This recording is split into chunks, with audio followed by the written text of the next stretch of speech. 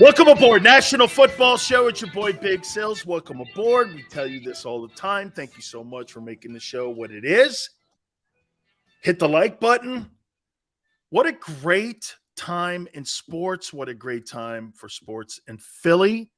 I know that can't be stated enough, man. You know how many cities don't have the ability to talk about playoff baseball? By the way, San Diego, I've never seen more Philly fans in my life in one city than I have when it comes to Major League Baseball. Dude, the Philly faithful is in San Diego, proud and strong. They're dominating Market Street.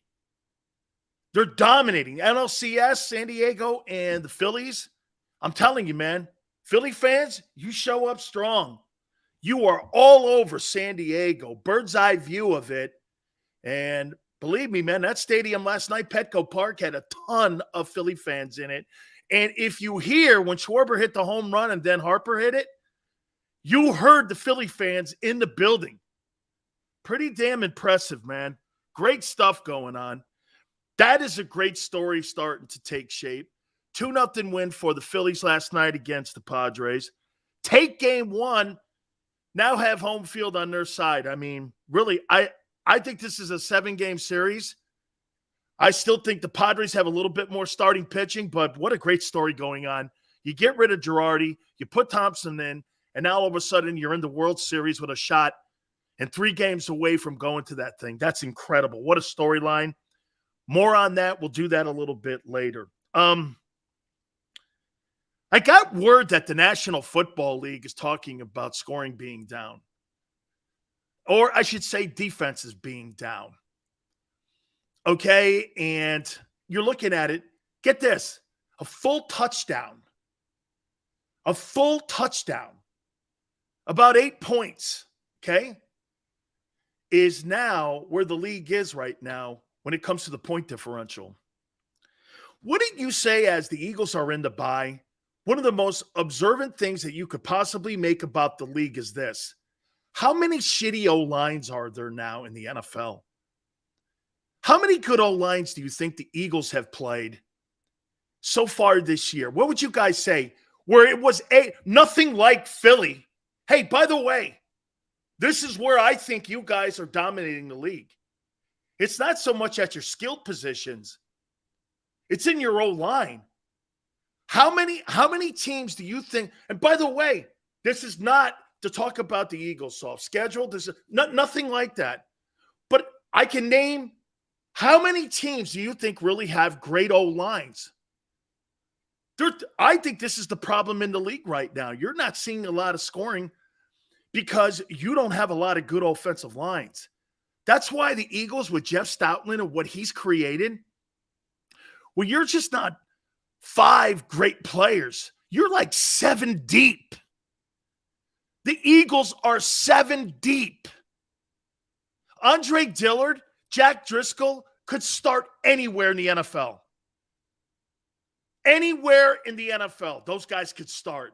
That's why if you're Howie Roseman, are you going to let Andre Dillard walk out the building at the end of the year?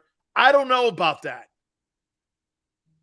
Having an offensive line and backups in case you have issues, I think is so essential right now for you to win in today's NFL.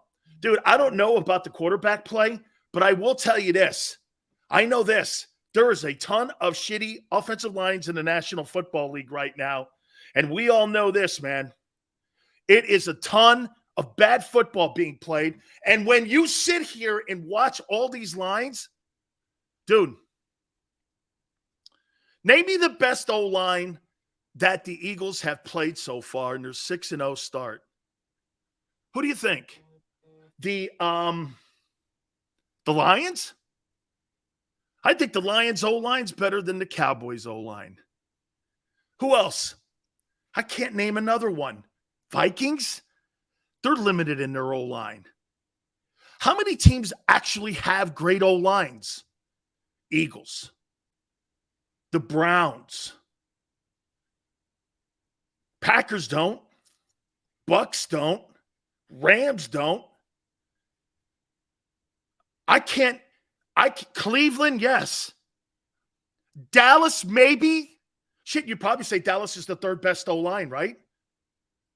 Yeah, the Chargers lost that tackle for the season, though. Bills have a pretty decent O-line. Bills do. The point is, there's a bunch of bad O-line play going on. And Howie Roseman's greatest achievement has been building that O-line with those players that he and Jeff Stoutland have added to the mix. I'm going to tell you this too. Do you not agree this? That having Jason Kelce help you pick that kid Juergens. You have him, and look at Howie. Stoutland, look at those three guys, and you have Sirianni. You've got that whole group of guys picking players that are going to be guys who potentially could play in the O-line. How do you go wrong? Jason Kelce, right, had a lot to say with this kid Juergens being signed and drafted by the team. Looks like, hey, every time I see him get in a game, I'm pretty good with him. He looks like a player. I'll tell you this. I think he looks better than that player and that center that was in the draft from Iowa. What was his name? Linderbaum? I think he looks better than him. Dude, he's pretty damn impressive. So the strength of that football team clearly is now in the O-line, and it is a league weakness. The problem with the league is not poor quarterback play. It's poor O-line play. And that's where you're seeing the Eagles completely control games. Hey, do you not agree every single game that the Eagles have been in, they've controlled the game? They've never been in a position where they're not the alpha team. Dallas, Minnesota, 5-1. They were the alpha team in that game. Bigger, quicker, faster, stronger. That's where the Eagles are dominating. And the rest of the league, you know what? Get this. The rest of the league must look at Philly and go, where are they getting these guys from? Guy steps in and some would go, well, Jack Driscoll kind of got pushed around by Michael Parsons. Yeah, but Parsons still didn't have a sack. You know, I mean, they still held that football, you know, longer than your offense did with 34 minutes compared to 24 minutes. I don't know. End of the day, you can say whatever you want about Jack. He is now the Eagles' Swiss Army knife in the O-line until Dillard gets healthy. Guard, tackle, right or left. Dude, this guy's a Swiss Army knife. I love it. Dude, they are so protected from catastrophic injuries. I think this football team is more prepared this year to withstand a massive injury than what they did in 2017. Shit, even Gardner Minshew can hold the fourth down until Jalen gets back if it's not a season-ending injury. They're covered, man. His team looks great going into the bye. By the way, do you not agree with me on this? I think it's great that the team got the bye now. I saw and I heard somebody say, you'd like to see him have it around week 10? I don't know. I think this was the proper time because you know why? The most important position on the team was starting to get beat up a little, and that was the O-line. And I think they're going to benefit more, the O-line, as they get healthier because then you get Mulata back, you get Dickerson healthier, Sayamalo healthier, Jason Kelce healthier. You can't lose, and I'm going to make a point here in a minute. You can't lose those dudes. You can't, all right? More on the Eagles here in a second. I want to make a statement. I don't know if this is going to be a rant, but I want to make a statement on something. So I happen to hear what was going on, and I know what's going on at the NFL owners' meetings. One of the discussions that was brought up was the commissioner of the National Football League, Roger Goodell's salary. He makes $63.9 million. $63.9 million. He's not an owner. He's the highest paid non-owner in the NFL, and that includes the players and coaches. 63.9 to do what? Fall on swords for the owner? Why should the commissioner of the National Football League, who takes no hits in a demanding sport and in a frightening sport, as Tua Tagovailoa, why should he make more than Tua? Because why again? He takes community hostages. He lies out loud about civil rights and women being beaten. He okays what's going on with Deshaun Watson. Help me out again. Daniel Snyder he covers for? Help me out in exactly what the commissioner of the NFL is there for. Don't buy into his bullshit. So Jones stood up and had a conversation about his salary and how he was being compensated. Robert Kraft jumped up, and Jerry Jones, they're not reporting what he totally said. Hey, Bob, shut the fuck up and sit down what was said. That's exactly what was said. You know how I know, and you know how I know. That's how it was said. Sit down, shut the fuck up, and don't mess with me, Bob. Jerry said that. He was the only vote that voted against Roger Goodell's salary. Jerry has a problem. You don't want Jerry Jones as your enemy. Trust me. You don't want that guy on your ass. He will make it very uncomfortable for you. He's the most powerful sports owner in the world. Don't forget that. Jerry Jones is the most powerful sports owner in the world, whether you like the Cowboys or not. He is the most powerful sports guy in the world because he owns the number one franchise in the world. And you make that guy your enemy, you're going to have a problem. Boy, I wouldn't want to be Roger Goodell leaving those meetings because you made an enemy. Jerry's got a problem with the way you're being paid. I don't blame him. He looks at Goodell's salary and goes like this. What's he doing that's $64 million worth? Falling on the sword for the other owners? I don't need him. See, Jerry looks at Roger Goodell and goes, I don't need this guy. But the other owners like the Spanos family, the Haslams of the world. Did you see what Goodell said about Deshaun Watson today? Jimmy Haslam has a new guy protecting him. Roger Goodell came out and said, hey, Deshaun Watson has followed all the protocols of his suspension. And I think it's like November 13th, he's able to go back and start practicing. And he's done everything right. Hey, thanks, dude. Are you covering for a guy that's got 30 sexual assault accusations against him? Hey, really, if you're an American sports fan and you're a football fan, you feel good about him and the commissioner going, hey, this guy has done everything right. And you know those 30 sexual assault accusations? Hey, he's done everything right. We're going to reinstate him and put him on the field November 13th. How do you feel? What kind of statement is that? You might want to shut your mouth and not say anything publicly about it and let it just happen. You bring attention to you like that, you don't win anything with that. Great, you brought a guy back who's got a horrible reputation and is a creep. Congratulations. You brought him into the league where you're trying to create some kind of goodwill with the community and its players. Dude, shut up. The commissioner, he works for the owners and it's apparent. But Jerry doesn't like it. Good for him standing up. $63.9 million he makes for lying to people every day. And calling the players the problem in the league and not you. You're the people that put Deshaun. Hey, by the way, don't be mad at the Cleveland Brown players because Deshaun's in the locker room. The owners put him in. The owners of the league put that guy in. Merrill Reese, 5:30 Eastern time. We will talk and get his thoughts as we're in the bye. The legendary voice of the Eagles, that'll be at 5:30 Eastern time. Carlos says you wanted that creep. I still do. I would take Deshaun Watson over Jalen Hurts in 10 seconds. 10 seconds.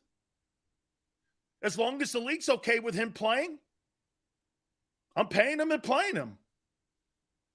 Hey, if you didn't want a guy like that in the league, kick him out for life. Until that time happens, it's not my league. I'm not a moralist because I don't give a shit about the guy, whether he's a good dude or not. I care he plays. I don't care. The league doesn't care. Owners don't care. Why should I? And why should you? If the league owners put him in the field, on the field, and pay him a $230 million guaranteed contract, what are you, a moralist?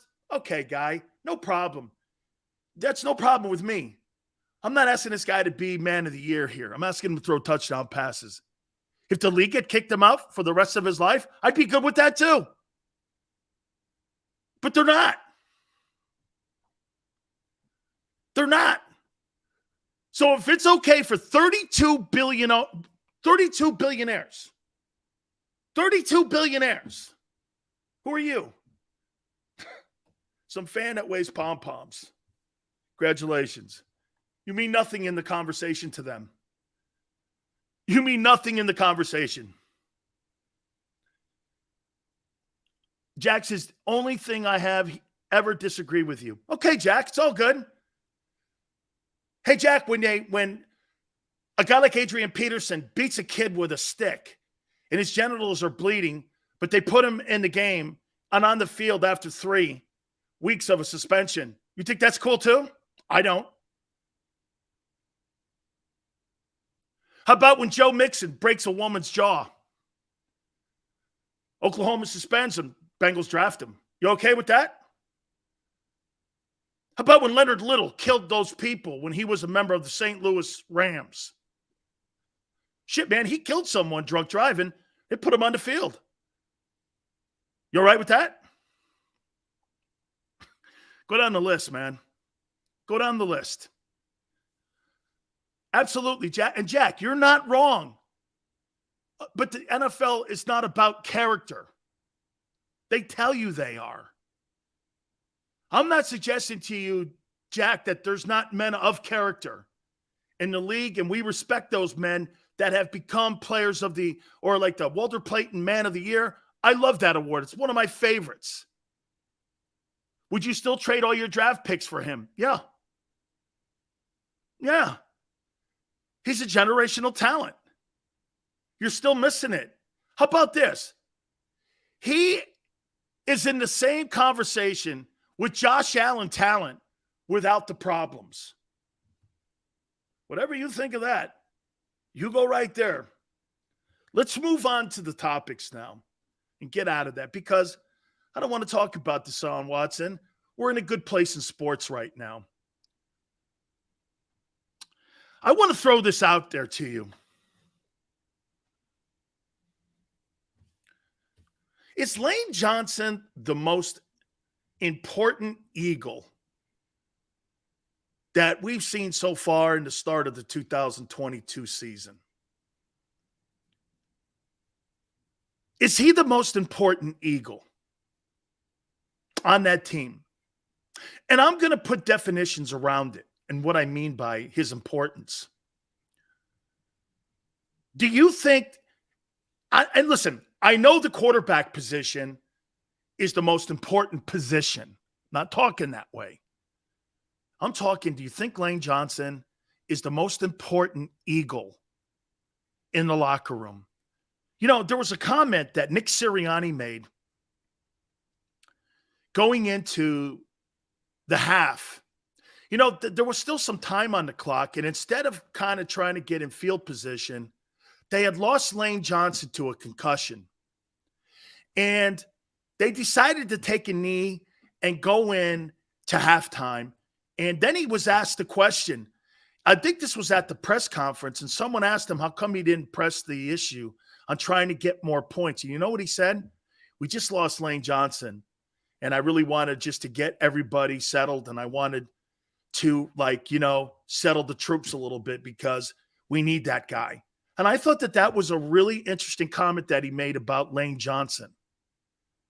Think about that. They decided to settle for what they had, and they thought because Lane went out with a concussion that it would wobble the team. It ended up wobbling them a little bit as they came out. The Cowboys ended up starting to get a little bit of momentum. Team and the game got to 20-17. So there was a little bit of wobbling there. There was a little bit of wobbling, correct? We started seeing that a little bit. And that made me think this. Hey, Lane's got to be the most important Eagle on that football team. emotionally, spiritually. He's the true leader of that team. People look to Lane Johnson on that team. He's had issues mental health-wise. He's gone and seen it all, man. Won a Super Bowl. Shit, man. He is the most experienced dude in that locker room on everything from A to Z that a player goes through. Having your mind not in the right place, Lane can help you. Asking you what it's about to be in a routine and be a pro, Lane can help you. Asking you how to win, and handle winning, Lane can help you. He's the only guy in that locker room. Kelsey, not saying Kelsey's not in that conversation too, but just the way, and by the way, I would have to think that Nick would probably have the same comments to be made if they lost Kelsey too. If it was Kelsey who got hurt going into the half, I could see Sirianni saying those two guys have to be the two most important players in the 2022 season. Correct? That's quite a statement for a guy like Lane Johnson. And again, I think you got to bring Kelsey into that conversation as well. JB, I'm not so much talking about position on what's more important, center versus right tackle. You're right. The center is more important. The center position is the second most important position in the O-line next to the left tackle. And I would say this, I'm not talking by a lot. Okay? I'm not talking by a lot because your center is your quarterback on your team. But boy, I'll tell you, man, what a comment made by Nick Sirianni on Lane Johnson.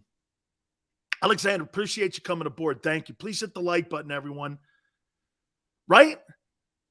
That is really a fabulous honor to have. When you talk about leaders on the Eagles this year and what they've gone through so far to get to 6-0, there's no doubt Jalen is growing into being a great leader. Like you guys said, this is only his second year. He's growing into it. Lane Johnson and Jason Kelsey are the leaders of that team. They are the unequaled leaders of that team. And Lane, his importance, you know why I also think too? I'm not saying that Kelsey's playing poor. He's not. But Lane is dominating. I mean, he dominated Michael Parsons. He just dominated him. And when you got a guy that's dominating players, and all of a sudden you're hearing people talking about him, hey, he's the best position player on your football team. Like the guy Trent Williams in San Francisco, who's been injured this year, Lane's the best. He's the best tackle. The kid in Tampa's great. That kid Wirtz, he's great too. The kid in Los Angeles with the Chargers, he's out. That rookie kid who played from Northwestern last year, he's gone for the season. Lane's a right tackle. You understand this? Right tackles don't get that kind of love. He's not a left tackle. The left tackle is the glamour position. That guy's a meat and potatoes type of guy. Okay? He's like a meat and potatoes dude. With all what you've seen from Hurts, would you pay him now? No. I've said that. Absolutely not. Here, would I pay Hurts now? Why? Why would I pay him now?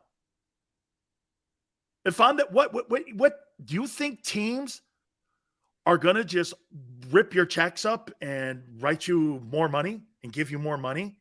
You have to ask for it. Companies don't want to give you more money. They want to take complete advantage of you as long as they possibly can, as long as they have the leverage over you. Common sense. You're put in a position at times because you have no leverage. Once you get the leverage, you know what that is for Jalen? Winning. Winning. You should pay him now? Not going to happen. Shit, they'll franchise tag that guy before they do anything, which would be an absolute insult. Okay? I'm going to get into another topic here.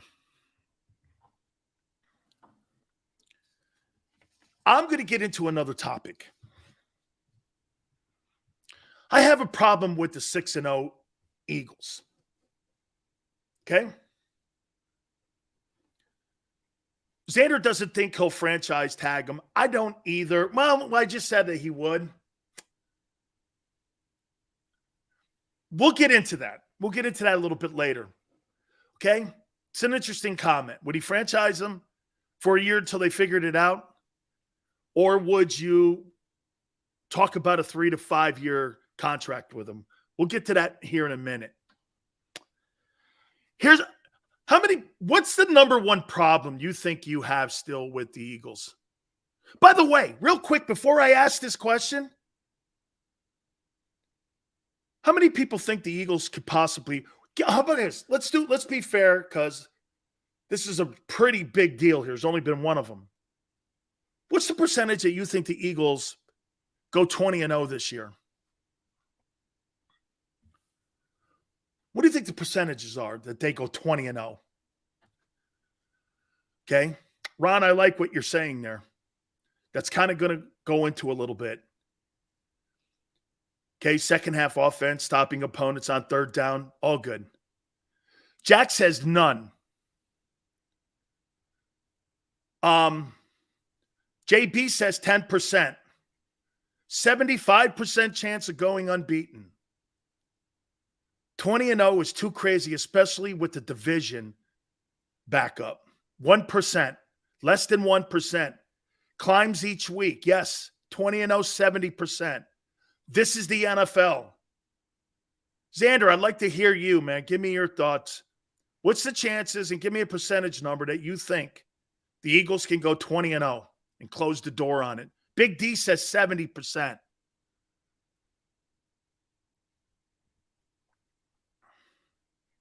Injury bug, 10%. Chalk it up sports. Look at him. He thinks I'm already setting you guys up and leading the witness. Okay. 12.7. Way to go, maniac. Reynolds, 100%. Dude, one team ever has done it, and Brady's the second closest, but lost to the Giants in the Super Bowl. Ron says 0% chance of going 20-0. How many times would that be in NFL history? The possibility is close to 0. 0 chance of going 20-0. 15% seems fair. Isn't it one of the most remarkable things that you guys really still don't bring up? That this team has a possibility of going 20-0. The postseason will be your toughest chess matches. Because I don't really, unless the Bucs turn it around, they get healthier. When you face the Buffalo Bills or the Kansas City Chiefs in the Super Bowl, and I think it's the Bills, that's going to be the most formidable opponent that you'll play all year. Okay? It will. Can you imagine? Think about 20-0. Big Sills, your coverage of the Birds is refreshing, objective, educated, and entertaining. Keep leading the way, homie. Neil, that's so kind of you. Dude, that's so kind of you. Thank you, sir. Thank you so much, man. It's like the first time I've seen you pop up there and say something. By the way, I know more people watch it than are in the chat room. You guys are all welcome. Okay? 20. Hey, wait a minute. You guys think potentially I'm double jinxing you and like I'm trying to put the juju on you? That you won't, and I'm going to say something here. Go Bills. All right. Hey, Bill. Deb, I got your team winning the Super Bowl. Okay? I say 5% only because our schedule's pretty easy. Any harder, it would be less than 1%. I'm going to, we can beat those guys. Our D's good enough. 45% due to the injury factor. Neil Page at $10. He's a good Philly fan to jump in there. Our D can shut down Allen. Okay, Sills. Let's say Hurts has the leverage. What would you pay him on a long? Let's get to that here. You hater. Keep the spirit. Keep the spirit, Auto Parts. You know I can't do a show without you calling me a Hurts hater. I can't do it. Okay, here's my problem with the Philadelphia Eagles. Dude, man, when you got a guy in the ropes, knock him out. Knock him out. Gouge his eyes out. Stick him. Shoot him. Run him over with your car. Hit him with a baseball bat. Knock him out. End it. Why do you let these teams get back into games? This team needs to be a better finisher. They need to learn how to close teams out better. Don't let guy. It's going to haunt you. Trust me. You keep letting these teams come rolling back in on you, you're going to lose to a shitty team like the Giants. If you do stuff like that, letting them hang in there, you let them come. Dude, Jonathan Gannon, take the quarterback out like Al Davis said. The quarterback's going down and the quarterback's going down hard. Put bounties on guys, body bag games. That's the one thing the Philadelphia Eagles of Gang Green had that this group does clearly not have. Bro, they weren't looking to beat you. They were looking to put you in a body bag. Okay? And this is why Seth has a problem with this current defense. He doesn't see the killer instinct in it. This team needs to learn to put a knife like they're Dracula in his chest so he never comes back and resuscitates himself. And look, I use all these hyperboles here for a reason because you got to have a mentality like that. You know, I did a rant years and years ago on the air. Obviously, the snowflake people in the media thought I was talking realities here. I'm talking mentality. When you go into a game, you're looking to rip somebody's arms off them. You're not looking to injure somebody illegally, but you're looking to put people on their backs as hard as you can. I don't see a killer instinct in the Eagles. And when I say killer instinct, closing teams out. Stay on the gas pedal. Don't pump the brakes. Because when you pump the brakes, one time a team's going to make a play on you, beat you. You're going to look up and go, shit, we lost home field advantage. Dude, you're not fighting for the East anymore. I still think the Giants, I'm not buying it. I want to see when the Eagles play the Giants. I'm not buying into that stuff. Okay, I'm not buying into it. I'm just not. I'm not doing it. But don't let a team like that beat you. You're too good, man. You're too good. Okay? You let teams back in every single game you've played this year, except Minnesota. Every one of them had a chance. Hey, man, if Trevor Lawrence doesn't drop that football in the rain, they were driving. I don't know. Okay? If Murray doesn't slide before the fourth down, I don't know. You know? 20-17, if Jalen and that team doesn't go on a 13, why have to go on a 13-play drive in the last drive to close the game out when you could have closed the game out in the third quarter? I just want to see these guys put people to sleep more. That's it. That's all I'm talking about here. Raid says, Sirianni and Gannon need to coach to win. That DC guy kills me. Kills me too, man. All good teams require a little luck in the end, right? Completely. Every week? You let a team back in? No, chalk it up sports every week? Like I said, outside of Minnesota, every team had a shot to come back. Why? You were in complete control. And by the way, I said this a couple of minutes ago. At the end of the day, they've been the alpha in the game. They've been the alpha. But you let the teams back in on you. Every team's had a chance to roll back in on you. Every team. Now, could it be a product of this? We're getting better, Sills. We haven't played a full 60 minutes. Hey, there it is right there. They haven't played 60 minutes of football. They haven't. Second quarters, they're dominant. First quarter's pretty decent. Third and fourth, I don't know. Okay, and by the way, chalk it up sports. We're now talking about certain things of the team. Watch this. We're not talking about O-line. We're not talking about running backs. We're not talking about quarterback play. We're not talking about wide receiver play. We're not talking about the corners play, the linebackers play, or the D-line play. We're chipping away to make it a chance that this team can go 20-0. Listen here.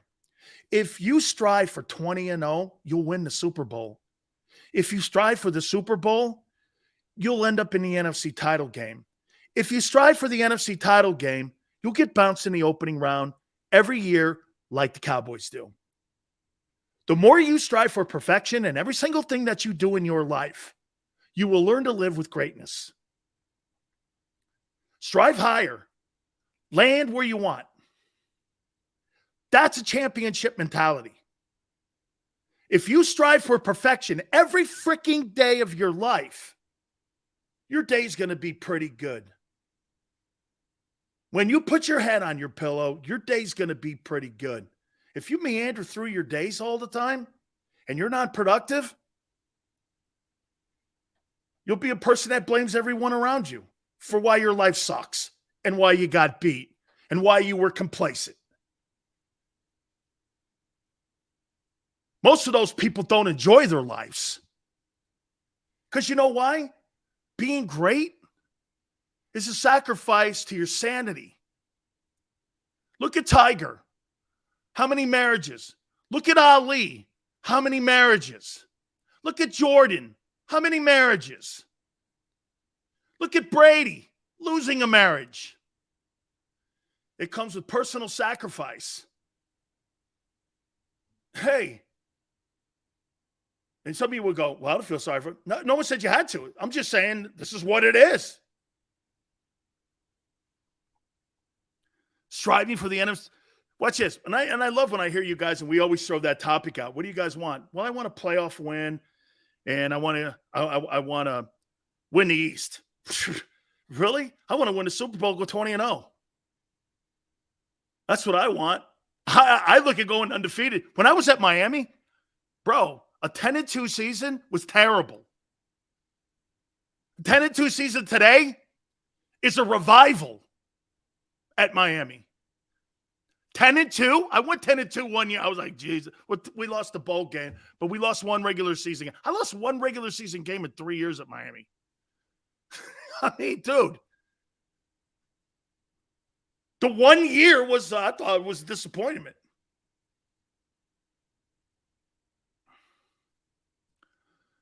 So give up your marriage to win. Kobe didn't and LBJ didn't.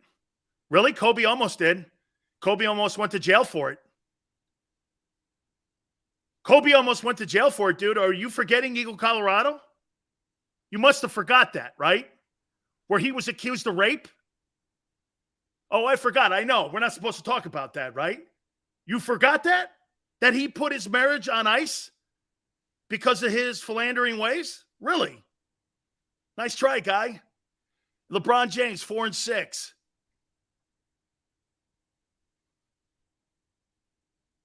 That doesn't count. Oh. Okay. Hey, Mask. Okay. Fair enough, man. I'm a Kobe guy too now, man. I'm a Kobe guy too, dude. Hey, by the way, my top 10 quarterback list is out. The Big Sills top 10 quarterback list. We got to do it. Also, week 7 games.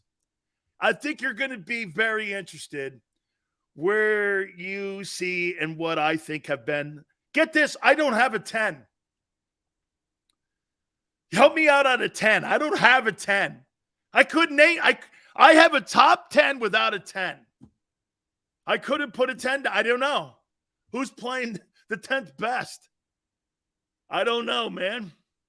I do want to talk about how you would handle Jalen at the end of this year. We will do that too. We can't just assume that we'll be able to play a complete game when we are finally challenged to do so. Kansas City, Buffalo, to be examples.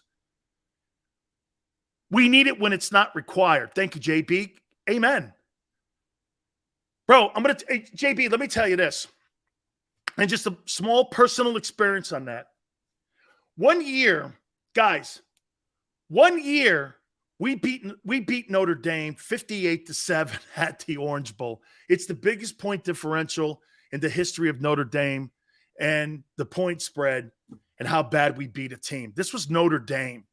It was Jerry Fouts' final game. We beat them by 51 points. Think of that. Notre Dame got beat by 51 points. Jimmy Johnson was asked a question after the game. How come he didn't pull the dogs off? And how come he didn't stop? Jimmy goes like this. Well, if you didn't like it, you should have stopped it. And right there, again, the personality of our team and our coach personified who we were and told you the mentality we had. He goes, it's not my responsibility if you can't stop us. He goes, well, you're running reverses at the end of ball games. Jimmy goes like this. Our third team was running them. That wasn't our first team. They couldn't stop our third team. So you want me to tell my players not to play hard? Not happening here at Miami. And that's where the media always had problems with us. Bro, we were never going to not kick your faces in. We were not trying to beat you and win games. We were trying to dominate you all the time when we stepped on the field. Any Jimmy Johnson team, Cowboys, Hurricanes, any one of those two groups, did you ever notice it's the same personality that he brought to Miami to Dallas?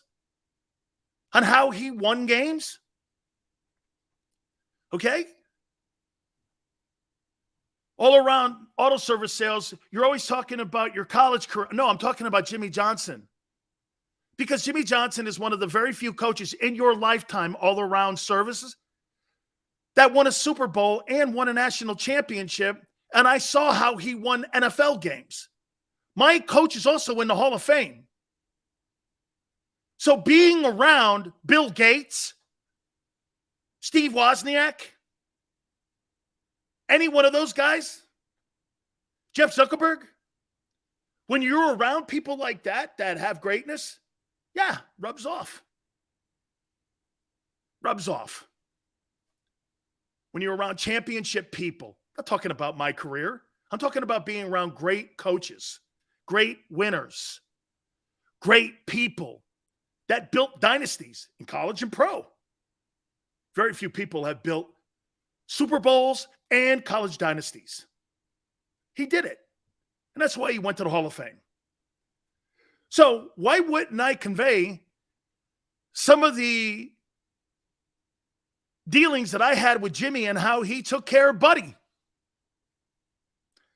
How he set that team up to win 3 Super Bowls. Since then, Jerry Jones hasn't done what? Okay. What about the pro teams? Jimmy won 2 Super Bowls. Many as Landry did. When he got to Miami, salary cap and Huizinga got in the way. That's why he bailed. Said, I'm out. I don't want to answer anybody. He wanted to trade Marino. I know someone goes, you would trade Marino? They traded Herschel Walker, who had 1,500 yards and 800 yards in receiving and was an all-pro running back. And Marino was at the end of his time. He wanted to send him back, actually, to Pittsburgh.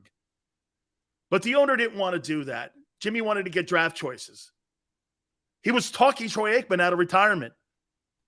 Troy Aikman would have been the starting quarterback in Miami for Jimmy Johnson if that trade went down to Pittsburgh. That's why Troy never came back. Troy, ask him. Google it. Troy was going to come back and play for the Dolphins. But Marino said no. And so did Huizinga. They wanted to stay. I know. That's inside stuff that very few people know. Sills, can our defense beat Allen? Marino didn't want to run the ball. No shit, man. And he fought it. Ray says, Hurts has earned $150 million for 4 years, $35 a year. Ray, you're under market value right now. So you're going to pay Jalen Hurts less than you pay Carson Wentz? Carson Wentz makes 38. You're going to pay him, and then you're going to add incentives in? Clutch Sports never go for that. Never go for that. It's a good structure. Like I said, the guaranteed money, if you want here, let me take a time out here. I want to hit up a little bit more on what the owners' meetings are going on here. I also want to talk about my top 10 Big Sills NFL quarterbacks. I want to do that. Merrill Reese is going to join us at 5:30 Eastern. I also want to take a look at Week 7 of the National Football League. There's some really great games shaping up here. And with the Eagles being on a bye, I think it's one of the most important times that you could possibly – by the way, Wheeler was spectacular last night too. 7 innings. I may have left him in for another inning because I'm not really a high fan of the Phillies bullpen. But he was great last night, man. He was really great last night. No question about it here. That's the one complaint I had about the Eagles. All right. Please hit the like button. Don't forget our good friends at Morgan & Morgan, where the fee is free. Folks, if you've been hurt or injured on the job, one of the most important things you could possibly do is get an attorney firm for you that will represent you to the best of their ability. No case is too small. They will not be intimidated because they are the largest law firm in the country. They've collected over $13.5 billion for their clients. Call them at 800-512-1600. That's 800-512-1600. The call is free. The consultation's free. Listen, they're open 24/7, 7 days a week. 800-512-1600. And when you call Morgan & Morgan, tell them Dan Sileo sent you. I'm John Morgan of Morgan & Morgan. When you're hit from behind in a car crash, the insurance company may try to say, you can't possibly be hurt. It was only a few miles an hour. It's simply not true. You see, here's the thing. Getting hit at 10 miles per hour is like falling off of this. 15 miles per hour, like this. And only 25 miles per hour, this. Injured, dial pound law. There's only one Morgan & Morgan. Go to get your game on. Go for the beers. Go for the cheers. Go for the hit and the hits. Go for the stakes and the stakes. Go to get your parlay on. Go to get your party on. Go for the scene. Go for the screens. Go for the gallery. Go for the win. Go to Ocean. Visit theoceanac.com to plan your visit.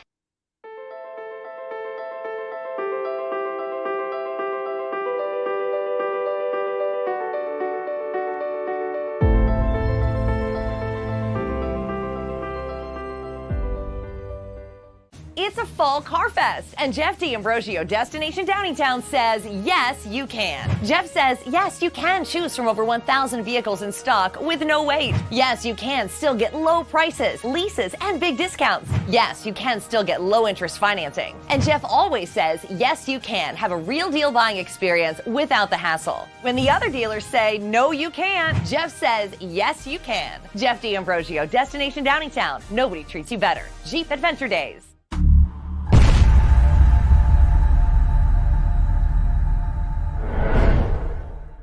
Score and save this football season on your car insurance. Before the next game, save up to 40% on your auto insurance policy. That's right, 40% savings. Call an audible this season and contact the Del Val Insurance Group. They're an advocate for you, not an insurance company. That means they'll get you the right coverage and save you up to 40%. Call managing partners Fran or Jim of Del Val Insurance, 215-354-0122, or score and save at dvigi.com. dvigi.com.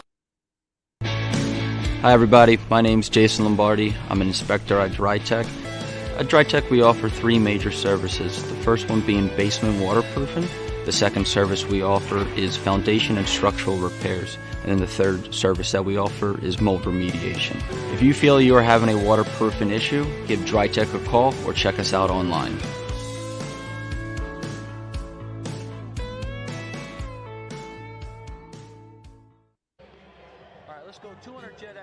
Over the last 17 years, we've built a reputation of growing award-winning teams across the country. Staffing is not easy, but that's what we do every day, all day.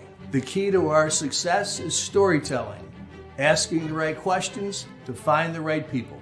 Hi, I'm Gary Kane, president of Kane Partners. We want to be your staffing partner.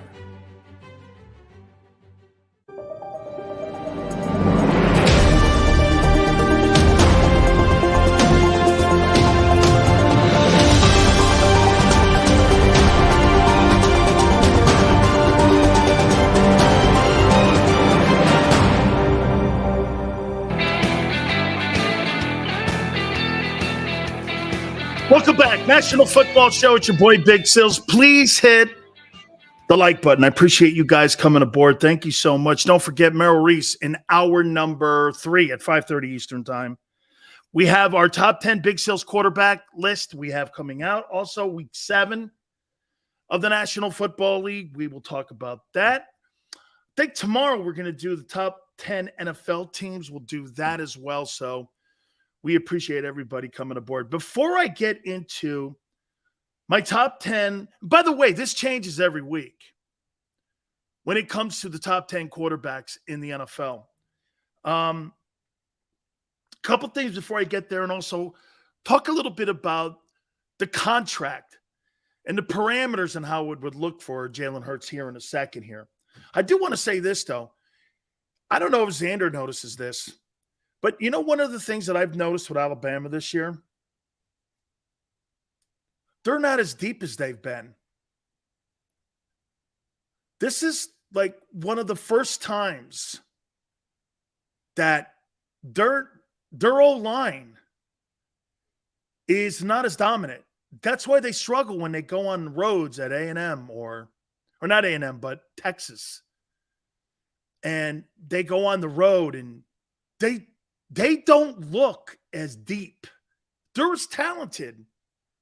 And I'm not sitting here saying, hey, but look at what you have now when you're talking Alabama. Kirby Smart is one of the top recruiters in the NCAA. Dabo is now recruiting. A&M is recruiting out of their rear end with this new nil. Ohio State gets super quality guys. Now you got Tennessee rearing its head again. Florida always gets good kids to go to Florida. Nil's playing a factor. I agree. 205, yes. I think the nil. I'm not suggesting in any way Alabama is not one of the top 4 programs and not going to be in the Final Four at the end of the day when everything is said and done. Do I think they could beat Georgia in the SEC title game? I do. And you got a quarterback that can do it. What I'm saying is that I don't see the depth on this team, and I don't think they're playing up to expectations. This is like they're kind of all over the place a little bit. I would say that that's one of the first times I've seen that. A little wobbling at the Alabama. Look at this, too. We're talking wobbling. You know, you're getting beat by another SEC team like Tennessee. Again, we're talking about greatness here, and that fine line between perfection and greatness is so fine. Okay? And you know, we're not talking about Indiana football versus Alabama football here. You know what I mean? I mean, there's a lot of room where you're going to have to just understand the landscape. Indiana football is not going to be anything on a consistent basis where you're going to see 10 wins every year. You're just not. It's not what they put their resources into. They put all their resources into the hoop program. Alabama, though, it's different.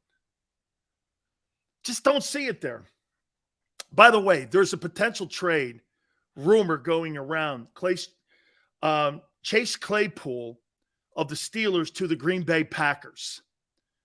The Packers are looking for a veteran wide receiver to play today.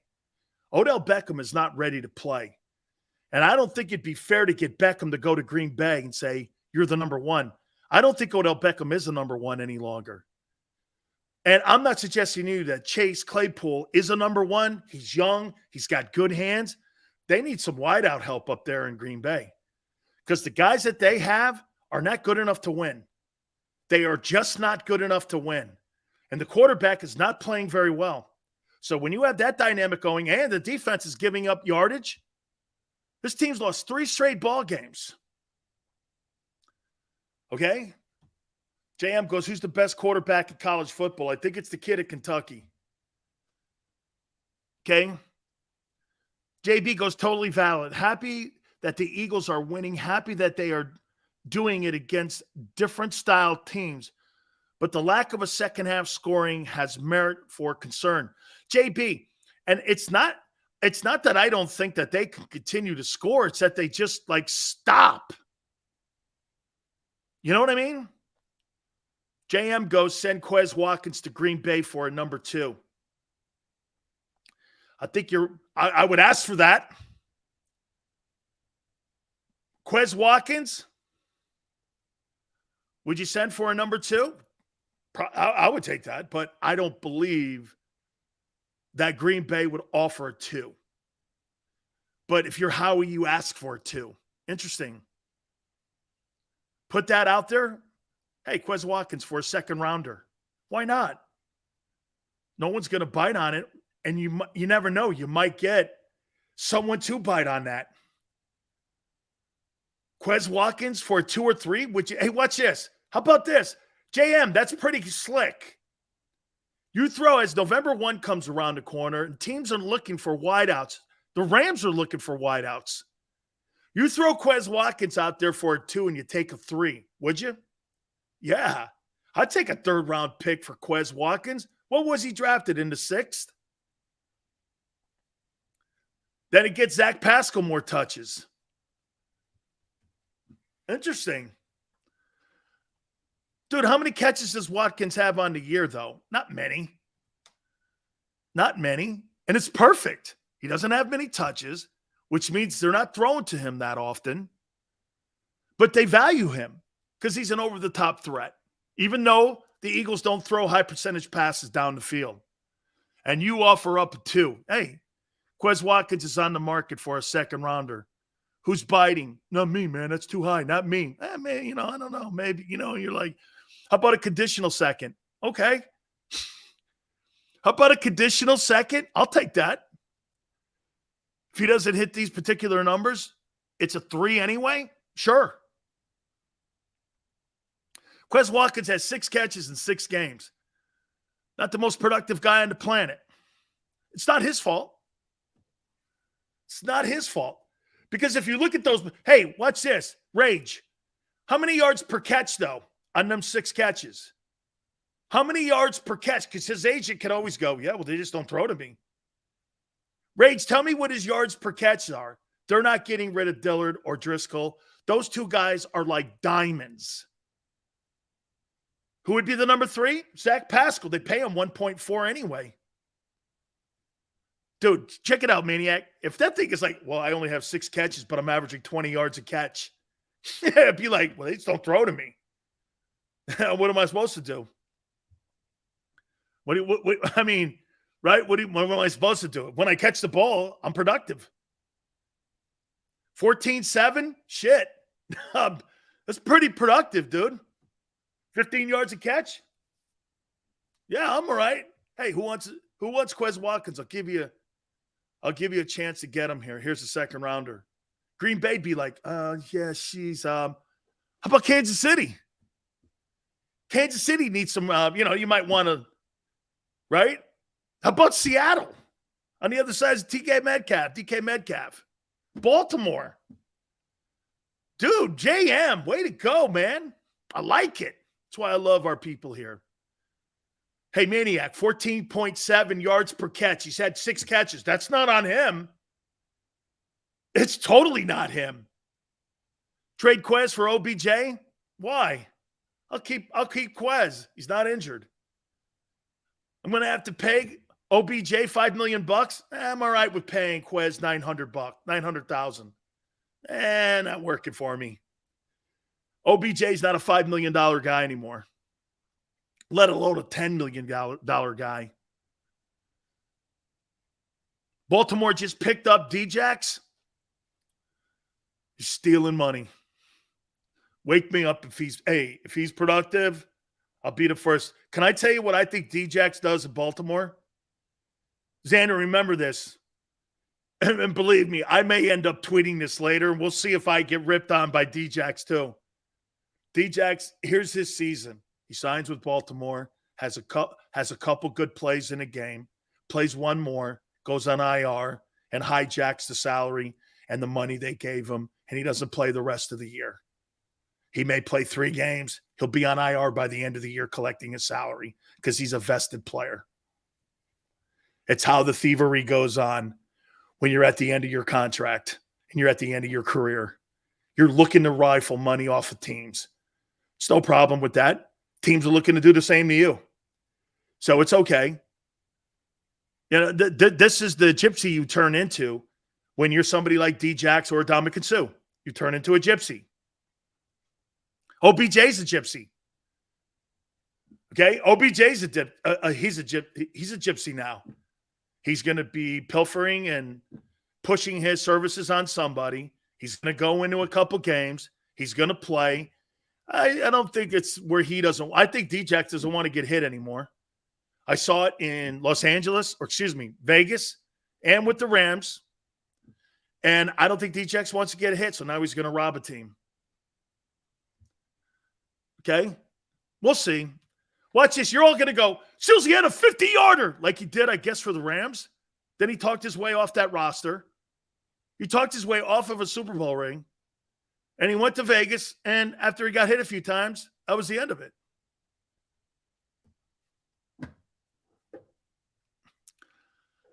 Okay?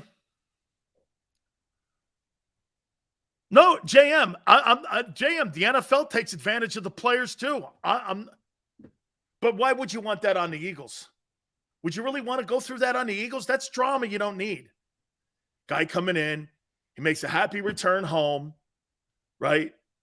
He has a couple catches, he waves to the fans, he gets injured, and he misses the rest of the year, and you got to pay him $5 million for doing nothing except a homecoming. Give me Quez all night. I'm good. I don't need it. Okay?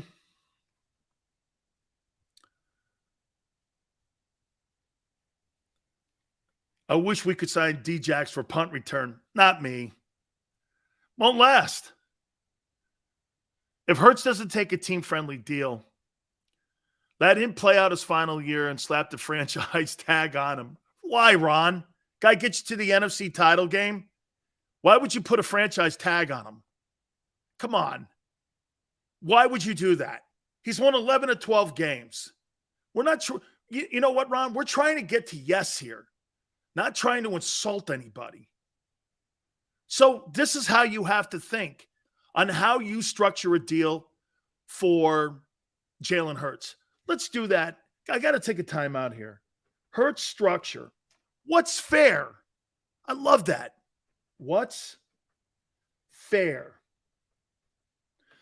Big Sills, top 10 quarterbacks in the NFL. My weekly poll on that. Hit the like button. What's fair for Hurts? I like that. Hour 2. Keep it here on the National Football Show. Go to get your game on. Go for the beers. Go for the cheers. Go for the hit and the hits. Go for the stakes and the stakes. Go to get your parlay on. Go to get your party on. Go for the scene. Go for the screens. Go for the gallery. Go for the win. Go to Ocean. Visit theoceanac.com to plan your visit.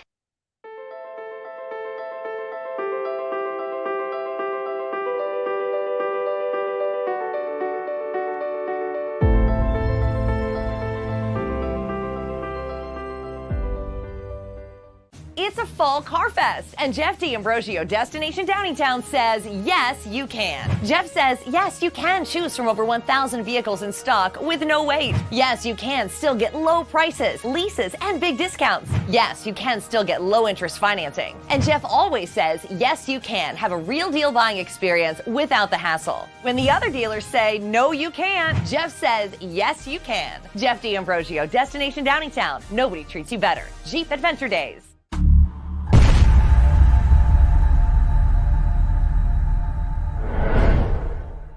Score and save this football season on your car insurance. Before the next game, save up to 40% on your auto insurance policy. That's right, 40% savings. Call an Audible this season and contact the Del Val Insurance Group. They're an advocate for you, not an insurance company. That means they'll get you the right coverage and save you up to 40%. Call managing partners Fran or Jim of Del Val Insurance, 215-354-0122, or score and save at dvigi.com. dvigi.com. Hi everybody, my name's Jason Lombardi. I'm an inspector at DryTech. At DryTech we offer 3 major services, the first one being basement waterproofing, the second service we offer is foundation and structural repairs, and then the third service that we offer is mold remediation. If you feel you are having a waterproofing issue, give DryTech a call or check us out online.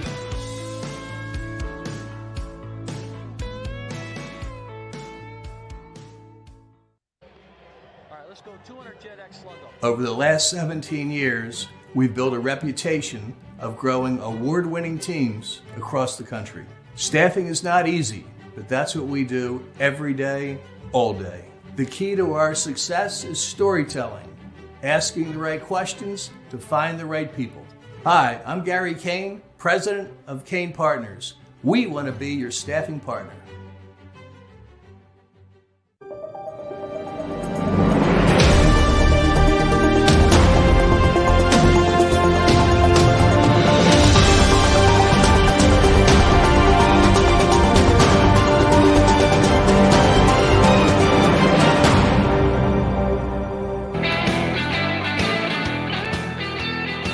Sills, National Football Show, hour number 2. Please hit the like button. Don't forget Merrill Reese, hour 3, 5:30 Eastern time. Jalen Hurts, what's fair? We're going to get to that here in a minute. What's fair? Top 10 Big Sills quarterbacks, our weekly poll on who's playing the best. Like I said, I'm going to need your help on a number 10. I don't have one. I couldn't put a number 10 guy in there. So we'll get to that also, too. Week 7 of the National Football League. Eagles on a bye. By the way, I would say this to you. I've probably been to Petco Park. 150 games? At least 150. There was a time I went 120 games. I've probably been to Petco Park. Kyle Schwarber hit the biggest ball I've ever seen. Dude, I've never seen anything hit that far. That ballpark is traditionally not a very good carrying ballpark for home runs because it sits right on the bay.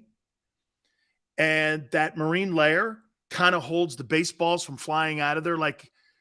It's like a jet stream in New York at Yankee Stadium. It's the reverse at Petco because of the marine layer that's out there. And it's very hard to hit home runs there.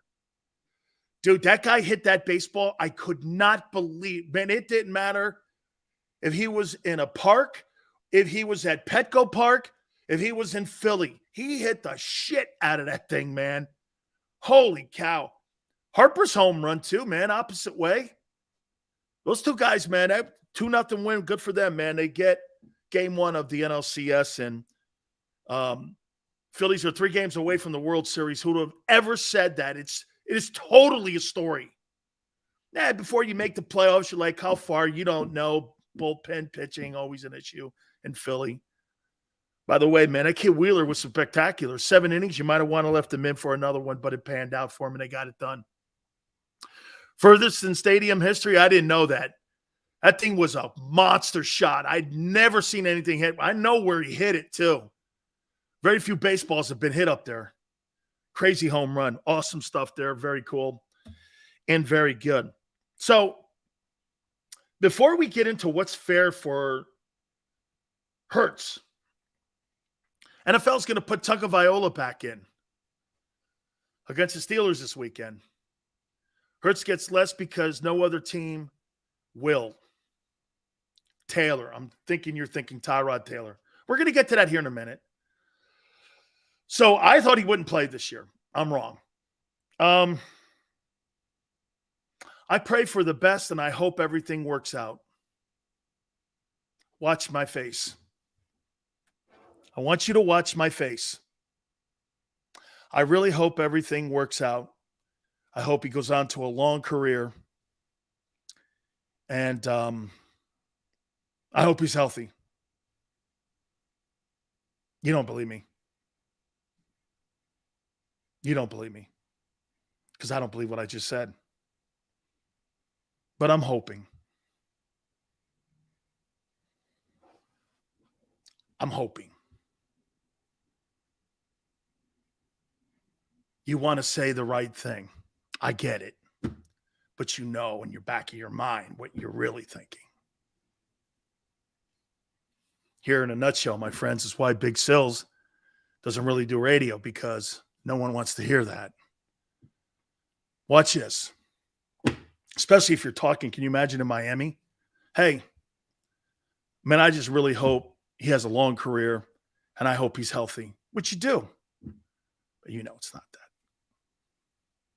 It's not ending like this.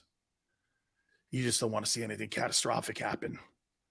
So you're lying, telling people what they want to hear. You know? Isn't that sad we got to do this? And by the way, I'm not saying I don't. You know we do. We all do. We wish him nothing but great health. Your worst enemies, you wish great health. No, buddy, this is sports. It's too minor in life to have hatred towards anyone, I think. I don't even tell my aunt, man. She knows. I get death threats all the time. Come on, it's sports. Lighten up, guy. Okay? Sometimes football isn't for everyone, Joshua says. But what happens is when you see a guy that's skilled and talented and a guy is not healthy, then it becomes something becomes more. You know what I mean? Absolutely, the takeaways have been a massive factor. 85. Rage says Hurts wouldn't have the type of success he is having now with most other teams. Most teams want the throwers, and they won't build. Nobody's building around Jalen Hurts anywhere else but Philly. Maybe Baltimore, Tennessee. Okay? Nobody's building around Jalen Hurts. If you put Jalen Hurts on the open market, not a team would come and offer him $40 million. Because you know why? No football team in the NFL outside of the Eagles is complete. He's got a complete football team. He benefits from the organization having the most complete offensive huddle in the league. And it's not a slap or anything. It's the facts.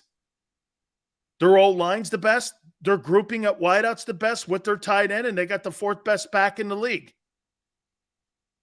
Okay?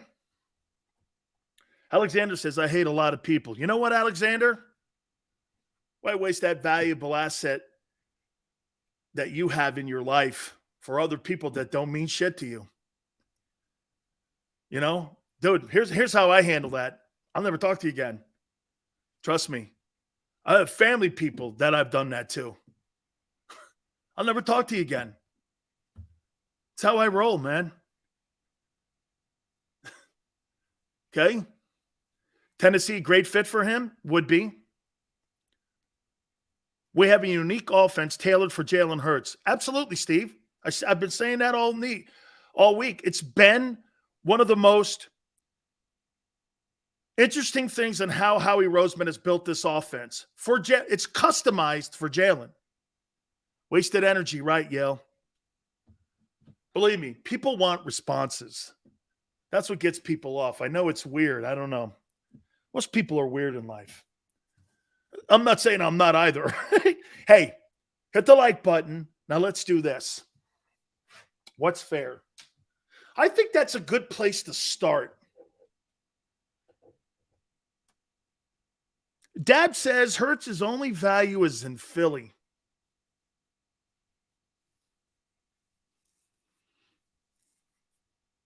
I don't think that the Miami Dolphins would ever trade for Jalen Hurts. No. They tried trading for Deshaun Watson. They want that style. Let's see. With the Patriots? No. They're happy with the style of Zappy Bailey because he throws the ball more accurately down the field than Mac Jones. So it wouldn't be there. He tried the Wildcat kind of thing, RPO stuff. He thought he was going to go down that line before Brady, remember? Actually tried the Wildcat with Brady. Lined him out wide, brought someone in. I think it was Jacoby Brissett, if I'm not mistaken. Rams, never. Sean McVay's not coaching Jalen Hurts. That's not happening. Kyle Shanahan is not coaching Jalen Hurts. Absolutely not.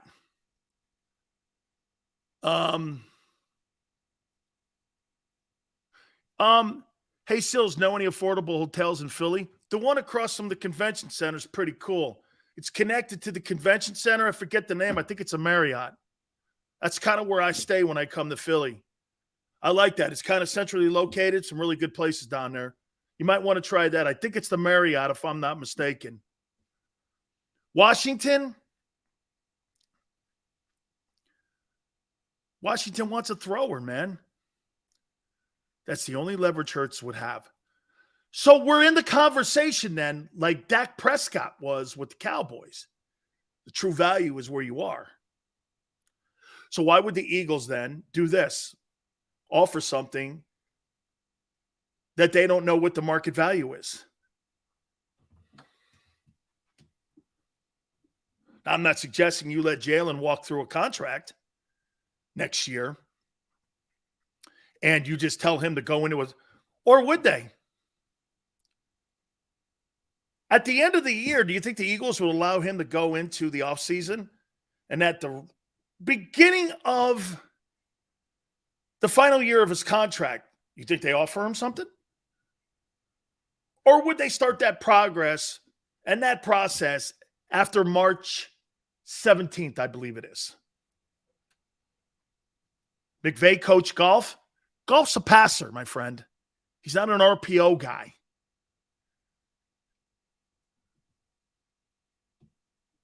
Monster, it's the Marriott. Yeah, I like that place. I stay there, man. I love that joint.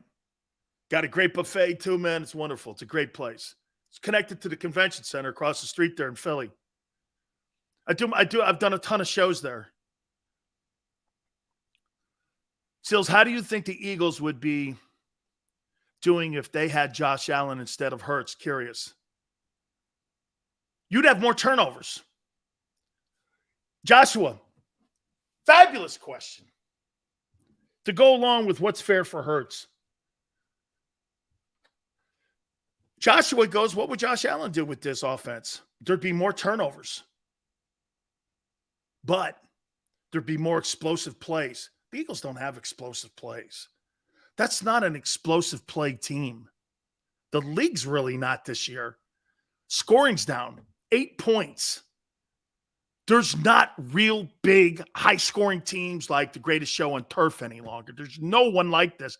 Kansas, you know why? Because the cap is doing this. What's the thing you notice the most in the offseason?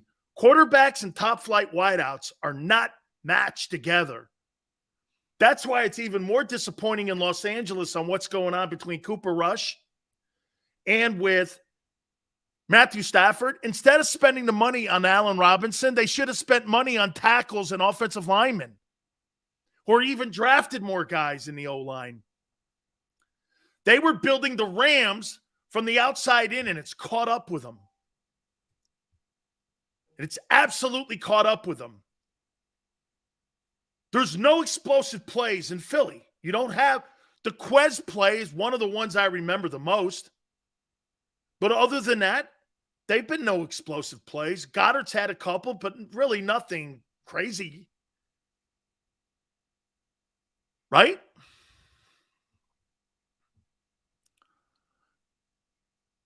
You need picks to draft. You're right, Justin. That's the dilemma and the money that they spend, Justin. They're wedged against that cap with no picks. What a dilemma you're in if you're Les Snead and Kevin Demoff of the Rams. Dude, you can't have anything go wrong in Los Angeles. And this year, everything has. You're lucky that you're still in it at 3-3 in the West. You're still in it. And nobody's really taken a leap like the Eagles have at 6-0. Or you don't have another team in that division that's 5-1. The only reason the Rams are in it is because Seattle's knocked off more teams than what everyone thought they were going to, and they sit at 3-3, I think. Eagles are second in scoring in a league that's down 10 points almost. Okay? They don't really put up 30 points anymore. I mean, when's the last time they put up 30 points? The Jags? Was that the Jags? Or Washington? I forget. I mean, it's been a few games since they put up 30 points. Hurts is unique. All Hurts critics really couldn't be talking about a quarterback that is playing spectacular. What do you mean just stop? It's getting old. You got to start talking about this shit. We talked about this in the offseason, GT. That we said that by the break, We're going to know whether or not the organization, and everyone said it, whether or not he's won the job. You even said it. We talked about it. Let's get to the break and we'll start talking about Jalen. By the way, this is not a conversation on getting rid of him. This is a conversation on getting to yes. No one's trying to get to no. No one's ripping anything.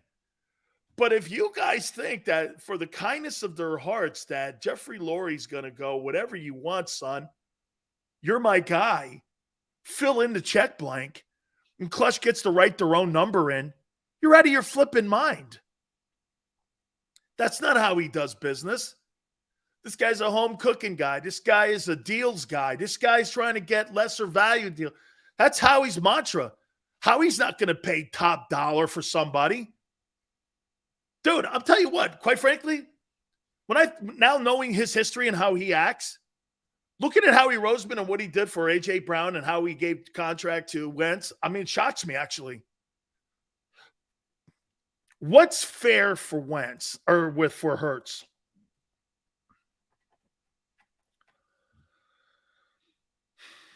I'm not going long-term with this guy, and nor do I want to if I'm Jalen because of my style of play of football. Don't put me in a contract where my interest rate is fixed. Wouldn't you want to be in a contract where your salary adjusts annually? The only way you get your salary to adjust annually is on lesser deals and you're gambling on yourself more. Figure this out here. Jalen Hurts signs a contract for $40 million a year for 3 years. And get this, say they come to him and go, well, here, it's all going to be on the guarantees. Here, I'll tell you what we'll do. We'll take less than market value. We'll go between 35 and 40 for 3 years, but the money's got to be fully guaranteed. Let's hypothetically say it's 35. They're 70 and, right? Took him 105 guaranteed. Who wouldn't do that? $105 million guaranteed? I think, isn't that the same number that Kyler Murray got in guaranteed money? Was it a 105? Why would I sign a 5-year contract at a fixed rate at $35 to $40 million when the market's going to go up? God forbid I continue to win too. I've won 11 of the last 12 ball games. We continue to get better. I've given a haircut here so that you can continue to have AJ on the team. And when Devontae's deals up, or you've got to pay money in the O-line, which is the number one O-line in the NFL, which is why you're winning. You're not winning because – let me put it to you this way. You're not winning and being 6-0 because of Jalen Hurts. You're 6-0 because of your offensive line being the most dominant in the league. Let's be candid here. Jalen's improvement has accentuated that more, and he's added to it. But the O-line is clearly – there are so many shitty O-lines in the NFL today. Where would you put Jalen Hurts right now where he would have the success he's having in Philly without that O-line? Where? Cincy? They got the worst O-line in the league.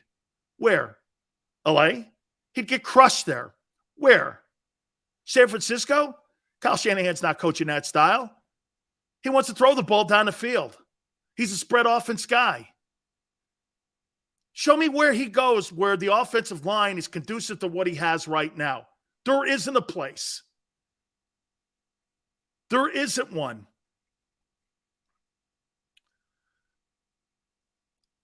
Kyler had $160 million guaranteed. I'd want to have that. Somehow structure me to get to 160 guaranteed. Okay? But then again, it's a longer term deal. If I'm not correct. I think that deal's longer, Ron. Okay? I think that deal's longer. I feel Hurts is around 30 to 35 for 4 year, fully guaranteed. 30 to 35. So you want to pay him $120 million in guarantees. I think you guarantee everything for him. Guarantee everything for Hurts. Trey Lance. No, thank you. Want nothing to do with that dude. I don't see it. He might be a great decathlete or something like that. Jump over, what are they, Bison up there in North Dakota? Okay, great. Another North Dakota guy. Fantastic. I'll pass. A North Dakota guy who plays like what? Baggage handlers and Little Sisters of the Poor. Hey, who did he play this week? Did you see who North Dakota played? Is it North Dakota State? I don't know. I'm not that I care. But it's like, yeah, did you see when North Dakota played? They played Sequan U. Oh, my God, the Sequan U is great, no? Oh, yeah, it's really great. Do you see who else they played? Yeah, they played Squaw Valley. Oh, wow, man. Squaw Valley. No, it's homecoming.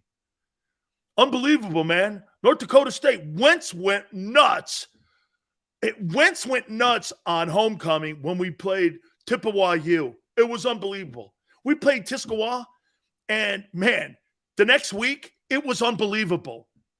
Yeah, we played Tiscawa the next week with Wentz, and he went crazy. Went for 390 yards against Tiscawa. It was crazy.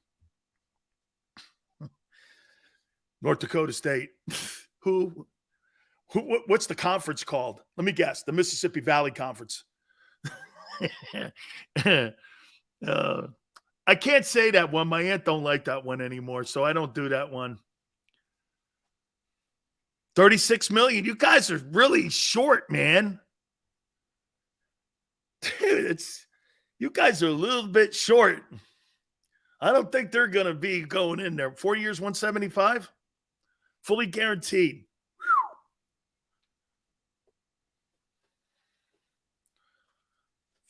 Whew. Let me think here. 4 years, 175. 4 years, 175. 175. What about it, guys? 4 years, 175, fully guaranteed.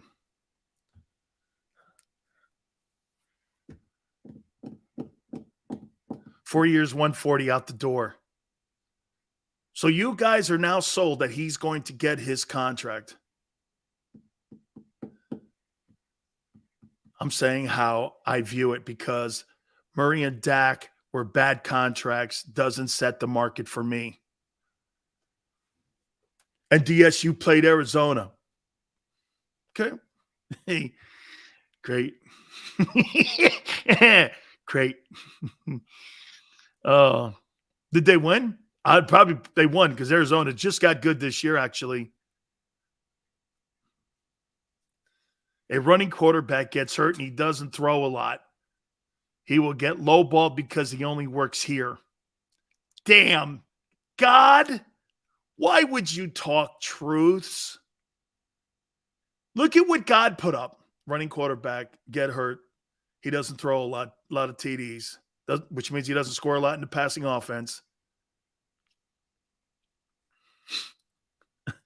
So you're not giving him the money? Well, you can't let him go. I don't want to let him go. Nope, 28-21. Close one.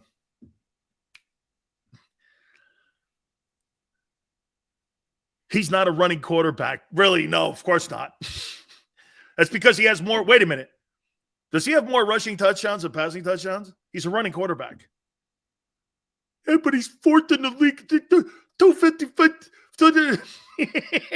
I know. He's got more rushing touchdowns. Does he have more rushing touchdowns in his career than he does passing touchdowns? No. Well, wait a minute. He had 10 rushing last year, and he had 16 passing touchdowns, which is one of the worst in the league. And this year, he's on pace to have one of the worst touchdown passing numbers in the league. Yeah, would you? He's a passing quarterback. Seventh in the league in passing. Seventh in the league in passing, man. Look at that. Dominic Stat, man. Seventh in the league, 6 TD passes. Congratulations. That guy Allen in Buffalo throws for 6 a game. That's a passing quarterback. That's a passing offense. That's a high turnover offense. You don't have that. You don't have to worry about it. You have a unique offense. He's still with the passing. Don't worry. That number will keep coming down. You keep putting them 155 efforts out. Hey, you keep doing 155, 209 or whatever. The number will keep coming down. Don't worry. Hey, 4 passing TDs, 6 passing touchdowns and 6 rushing touchdowns now. There you go. Lucius, thank you for correcting me. Okay.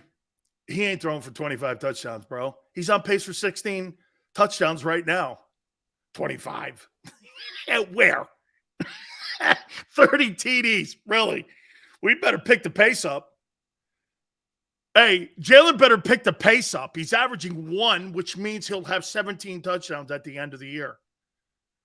Oh, he's on pace for 47,000. What did Xander say? He's on pace for 7,458 passing yards this year and 88 touchdown passes. I'm like, yeah, I know. Now he's on pace for 17 touchdown passes. How you doing? Oh, he's on pace for 17 touchdown passes and 17 rushing touchdowns. Wow. There you go, baby. That's balance. Xander goes, yeah, I said that, knuckle. Whatever. 6 wins, bro. Yeah, I know, man. I got you. Wait a minute.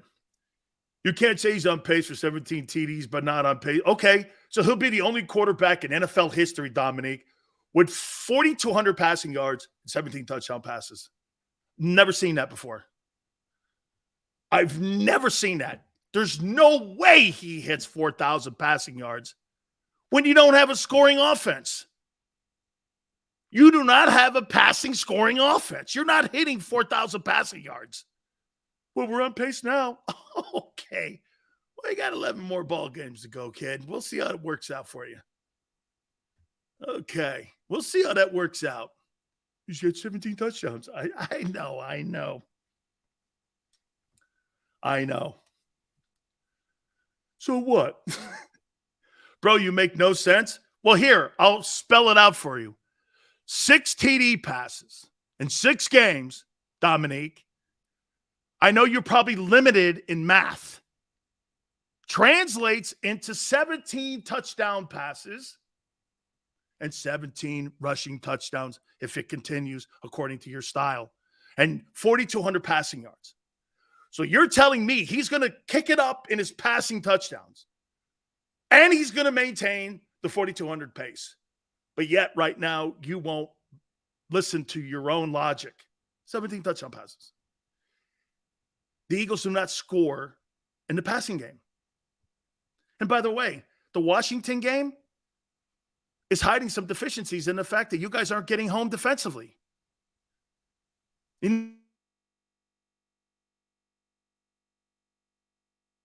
Okay. Outside of that, you're not getting home. Well, we'll use the Dominique theory. He's on pace for 32 sacks. He had 29 last year. I don't know.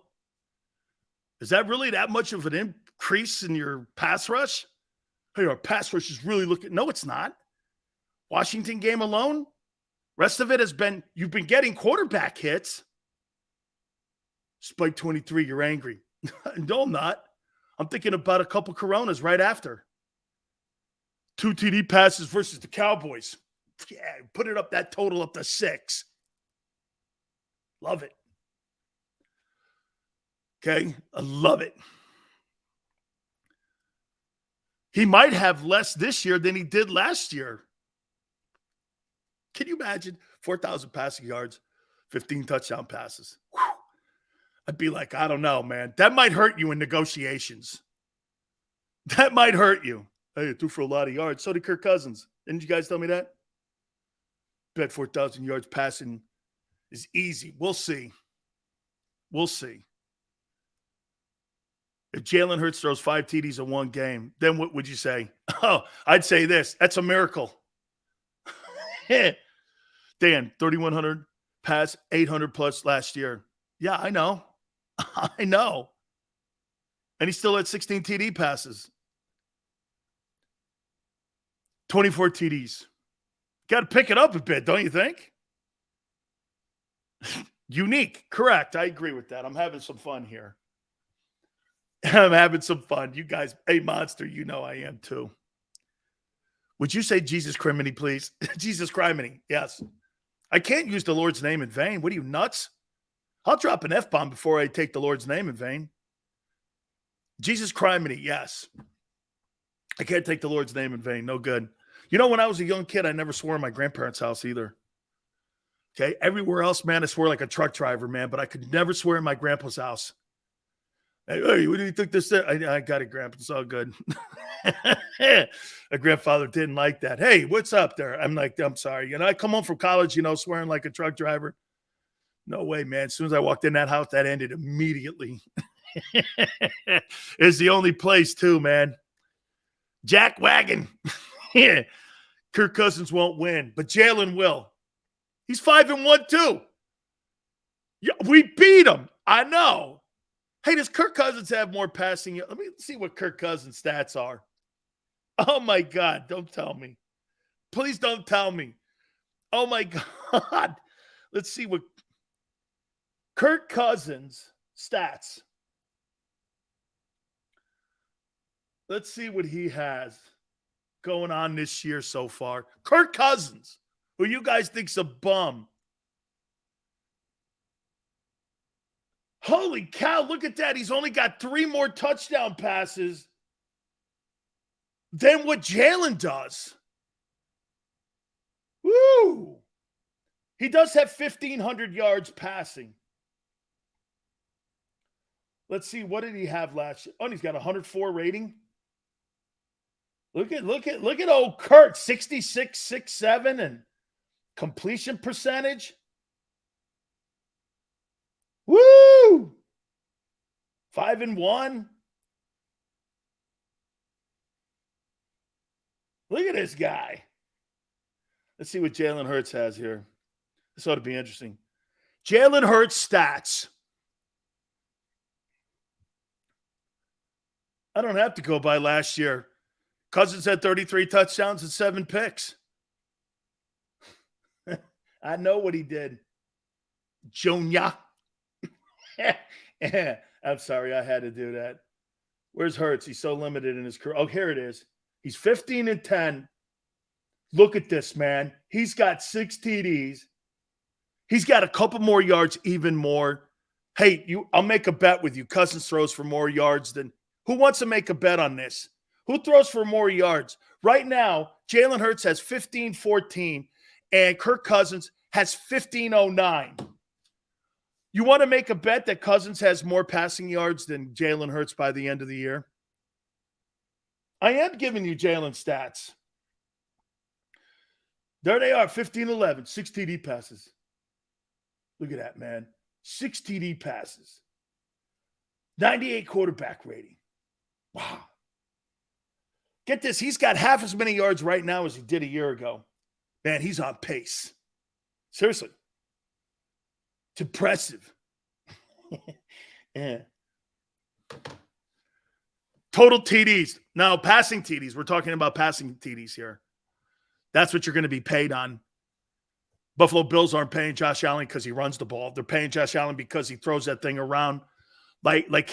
This guy, he throws it like he's a javelin thrower. This guy's like he's got a reel in his hand. Here's Josh Allen. Here's Jalen. Like he throws a grenade. He's getting better, though. It's not a grenade anymore. It's more of a tomato smasher. I'll make that bet. Okay. I got Cousins throwing for more. Barring an injury. Monster. It's okay, man. He's getting there. Okay. He's getting there. You know, it's more here now than it was last year. This was like, Jalen was like, this is how Jalen threw the ball a year ago. Jalen was like, you know how you skip a rock on the water, on the lake? You know, it was more like this. You know, now it's more like this. He's getting better at it.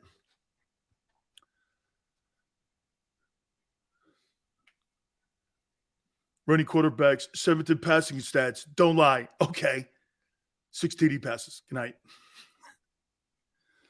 I love you, Dan, but for a guy who had more stats on the Orlando Thunder, you're one to talk. I'm not talking about me.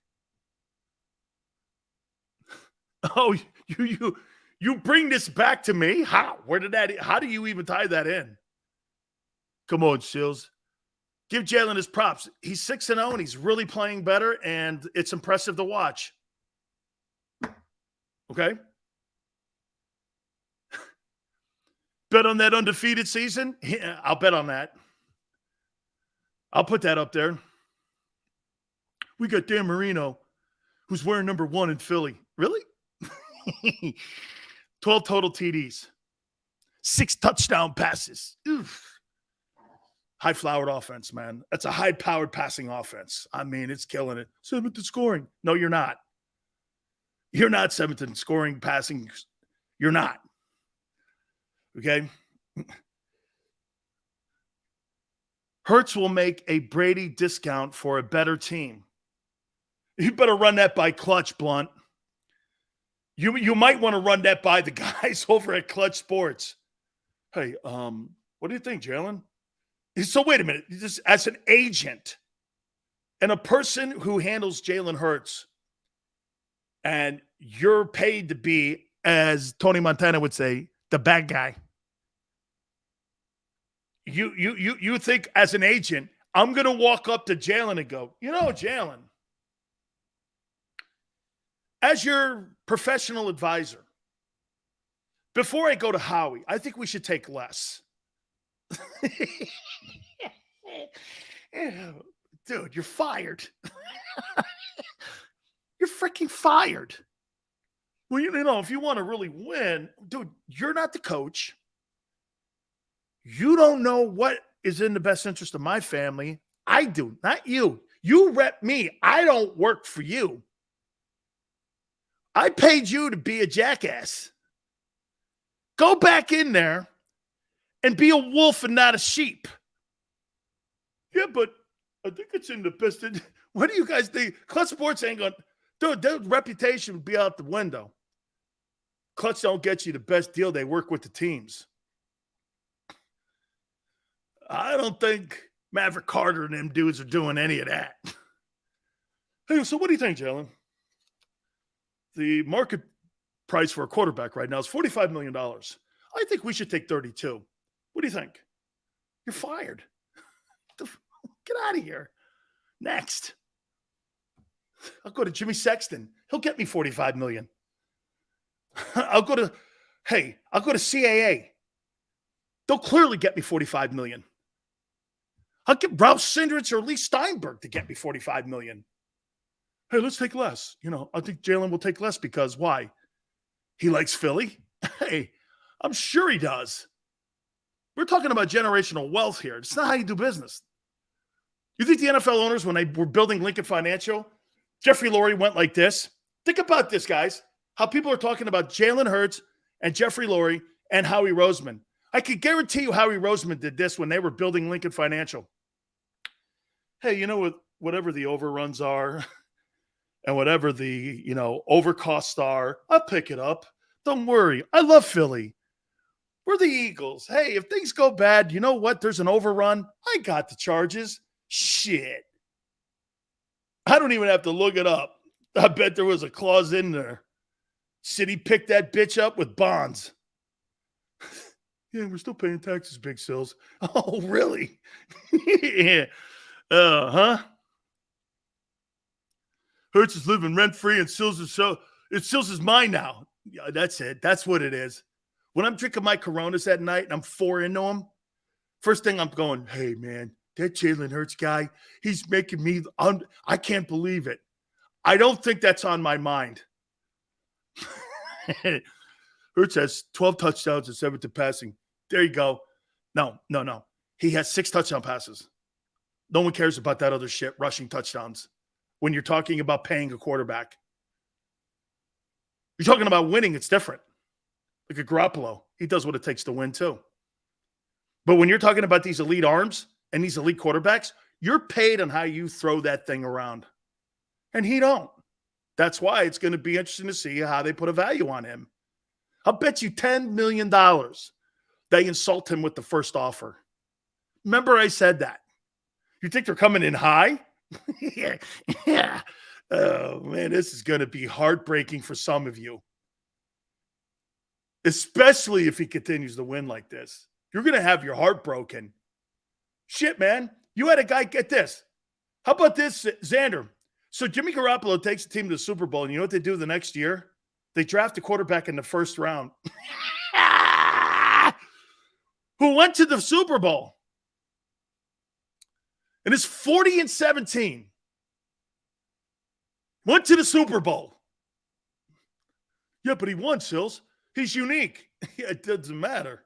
They ain't paying him. They drafted a guy right behind him. And they tried to get Brady. Hurts is making you look wrong every day. No, he's not. 6 TD passes. Good night. Thank you, Carl, for participating.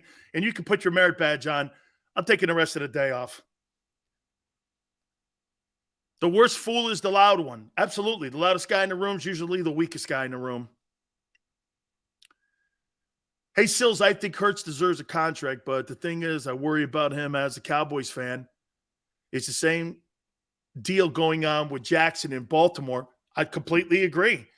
I think that to me, I'll tell you this. Two guys that when I watched play last weekend, I have big concerns on. One of them is Josh Allen. Bro, duck, slide. Stop taking them freaking hits. I would rather have Josh Allen throw the ball out of bounds and not get a first down than take some of those hits that he took in Kansas City. You're going to get killed, kid. Your career is going to be over before. There was a guy back in the day by the name of Burt Jones. He played for the Baltimore Colts. And this guy Jones won an MVP, was an LSU quarterback, and he looked like the new RPO kind of guy who was going to revolutionize in how you played the game because Burt Jones ran a lot, but he was accurate. He was a really good player. And I was a kid, and I was like, this guy is unbelievable. What happened? Of course, he got hurt, and that was the end of him. Okay? That stuff does not have high ceilings. Look at all the guys. Nobody plays effectively that is an RPO quarterback in the league 10-plus years. Not even Vic. Not even Vic. How about this? And I keep saying this to you guys. Jalen Hurts is not Michael Vick, and Michael Vick didn't win. He's not better than Vic. Stop it. You would never. What would Michael Vick do on that team with that loaded offense? Boy, I'll tell you, that would be scary. That would be scary. Michael Vick on this Eagles team, wow. Wow. Hurts is not better than Vic. And Vic didn't win. Vic got hurt. But he's going to have a better career than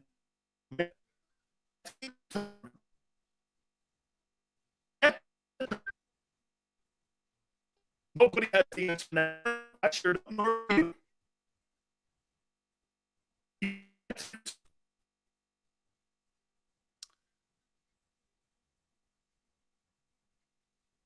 Let's take a time out here, okay? Let's take a time out here.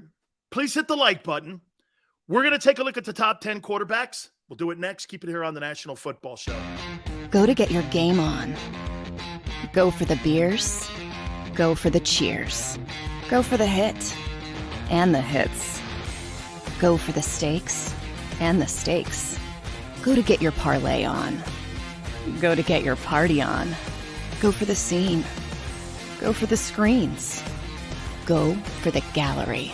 Go for the win. Go to Ocean. Visit theoceanac.com to plan your visit.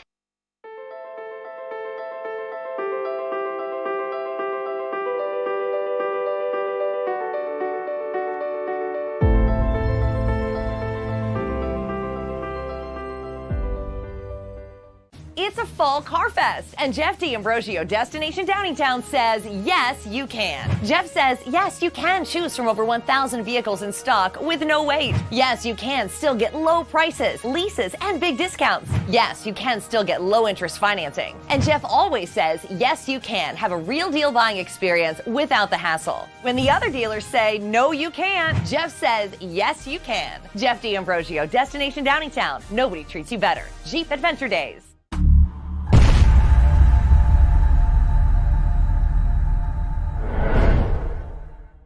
Score and save this football season on your car insurance. Before the next game, save up to 40% on your auto insurance policy. That's right, 40% savings. Call an audible this season and contact the Del Val Insurance Group. They're an advocate for you, not an insurance company. That means they'll get you the right coverage and save you up to 40%. Call managing partners Fran or Jim of Del Val Insurance, 215-354-0122, or score and save at dvigi.com. dvigi.com. Hi everybody, my name's Jason Lombardi. I'm an inspector at DryTech. At DryTech we offer three major services, the first one being basement waterproofing. The second service we offer is foundation and structural repairs. And then the third service that we offer is mold remediation. If you feel you are having a waterproofing issue, give DryTech a call or check us out online.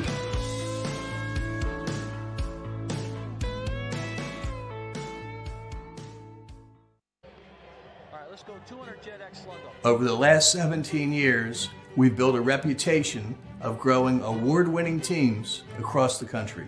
Staffing is not easy, but that's what we do every day, all day. The key to our success is storytelling, asking the right questions to find the right people. Hi, I'm Gary Kane, president of Kane Partners. We want to be your staffing partner.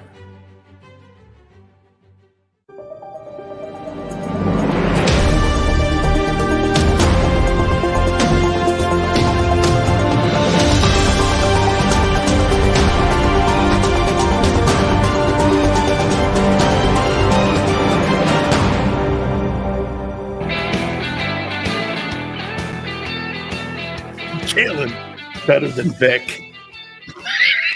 Okay. So really, if you had to pick a 60-minute football game, you would take Hurts over Michael Vick. If everything was even, both teams had the same talent on each side, you would take Hurts over Vick. In their primes, that's not fair. Vick in his third year versus Jalen in his third year, you would take Hurts over Michael Vick. Really?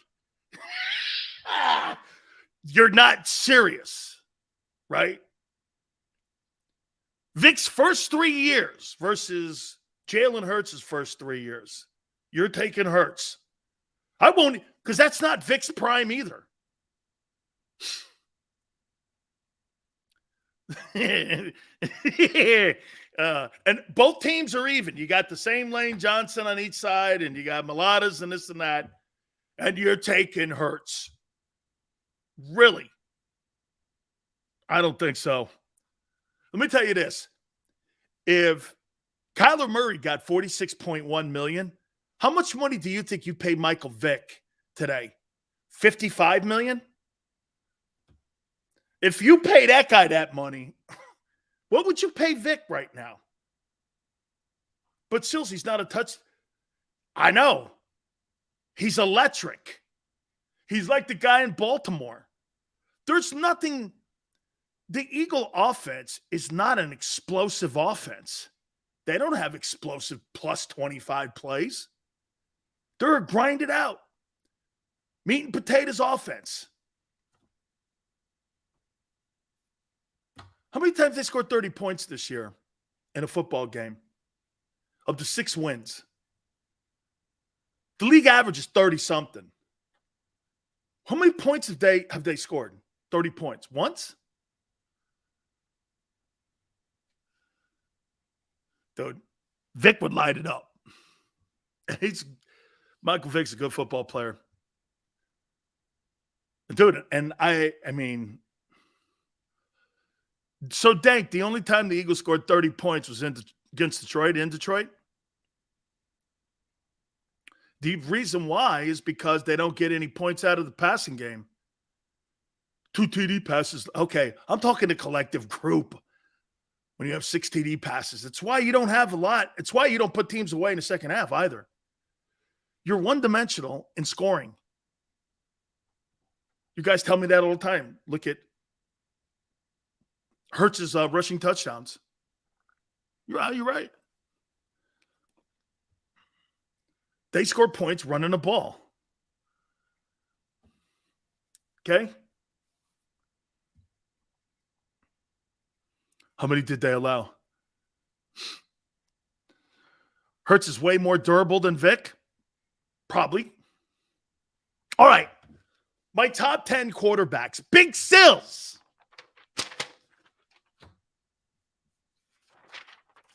Here is the list that people wait every week. From the NFL Network to 97.5 to the Inquirer. Odyssey, we have our own issues with. I'll probably see this on a WIP website coming to you near tomorrow's headlines, but it's okay. If you guys need more helping content, you can P.O. Box me at Big Sills Show, Big Sills Studios. I'm here to help. Here is the top 10 Big Sills NFL quarterbacks. I don't have a number 10. I couldn't find 10 quarterbacks where I would put in here as my 10th. How about this? Zach Wilson. Let's do that.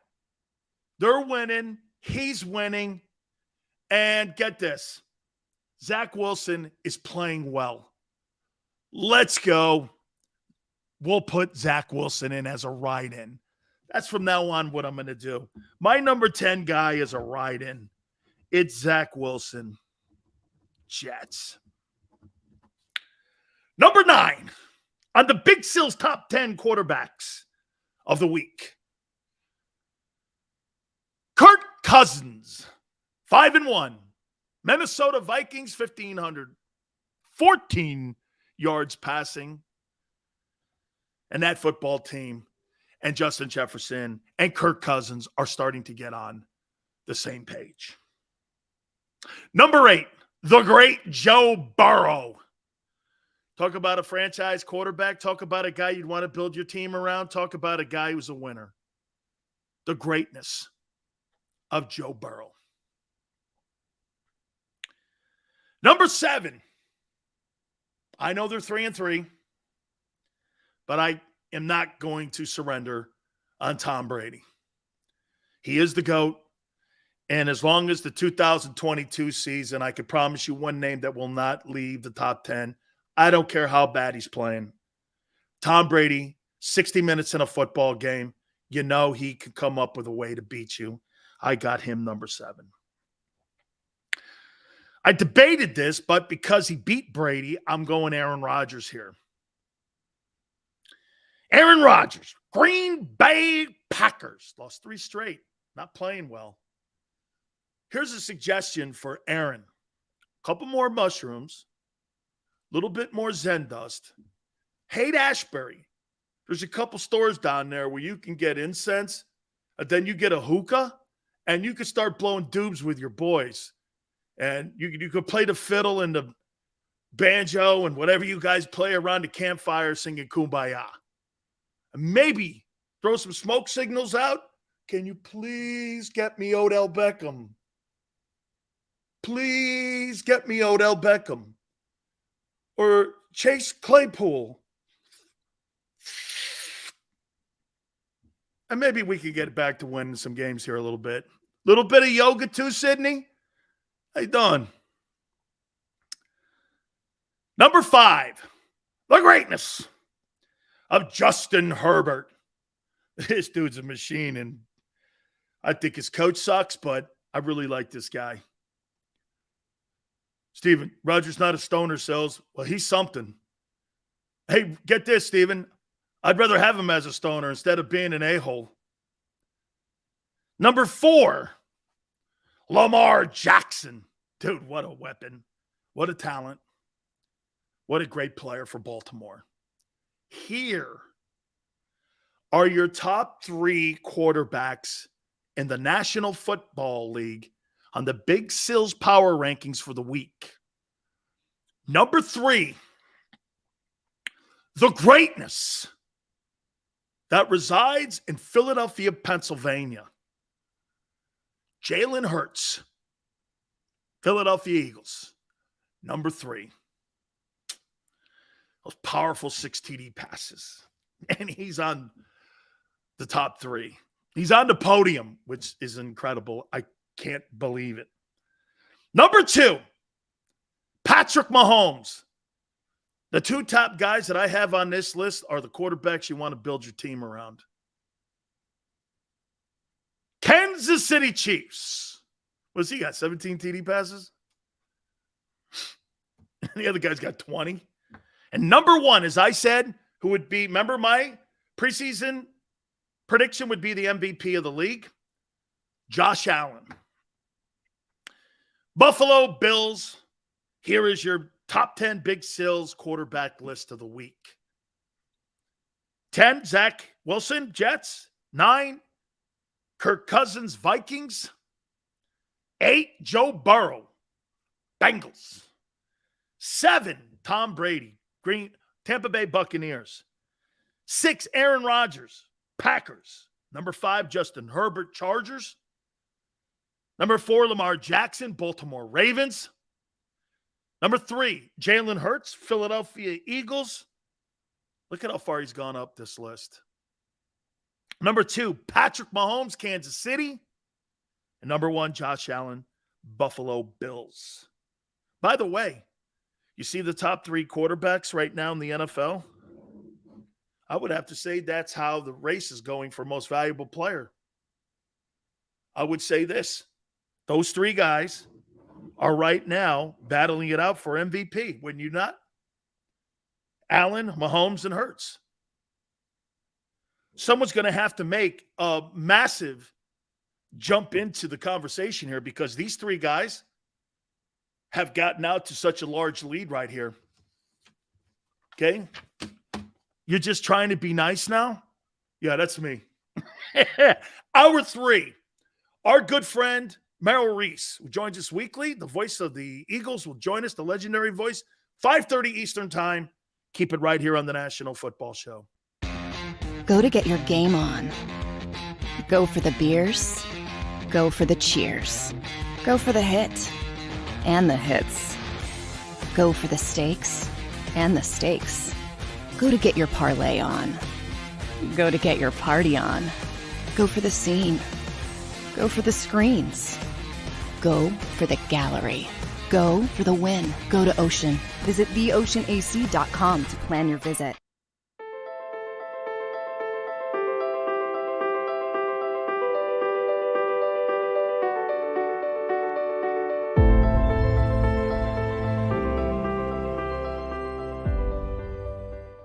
It's a fall car fest, and Jeff D'Ambrosio, Destination Downingtown, says, yes, you can. Jeff says, yes, you can choose from over 1,000 vehicles in stock with no wait. Yes, you can still get low prices, leases, and big discounts. Yes, you can still get low interest financing. And Jeff always says, yes, you can have a real deal buying experience without the hassle. When the other dealers say, no, you can't, Jeff says, yes, you can. Jeff D'Ambrosio, Destination Downingtown. Nobody treats you better. Jeep Adventure Days.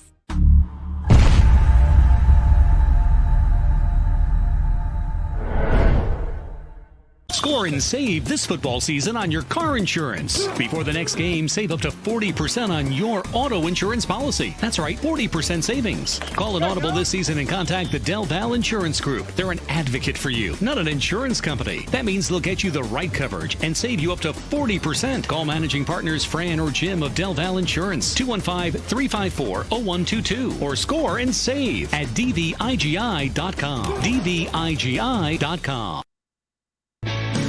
Hi everybody, my name's Jason Lombardi. I'm an inspector at DryTech. At DryTech we offer 3 major services, the first one being basement waterproofing. The second service we offer is foundation and structural repairs. And then the third service that we offer is mold remediation. If you feel you are having a waterproofing issue, give DryTech a call or check us out online.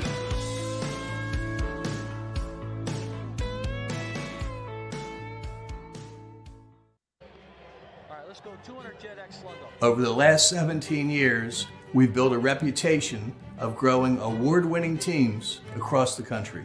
Staffing is not easy, but that's what we do every day, all day. The key to our success is storytelling, asking the right questions to find the right people.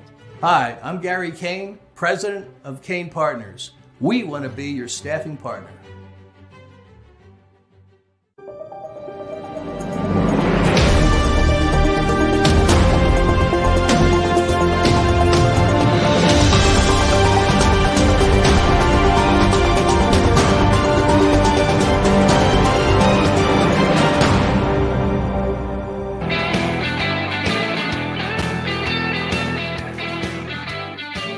Lee. Big Sills, National Football Show, the greatness of Merrill Reese. Will join us at the bottom of the hour. We appreciate everybody coming aboard. Thank you for stepping in with us. Razor, Sills is living in denial. I'm not talking about a river in Egypt.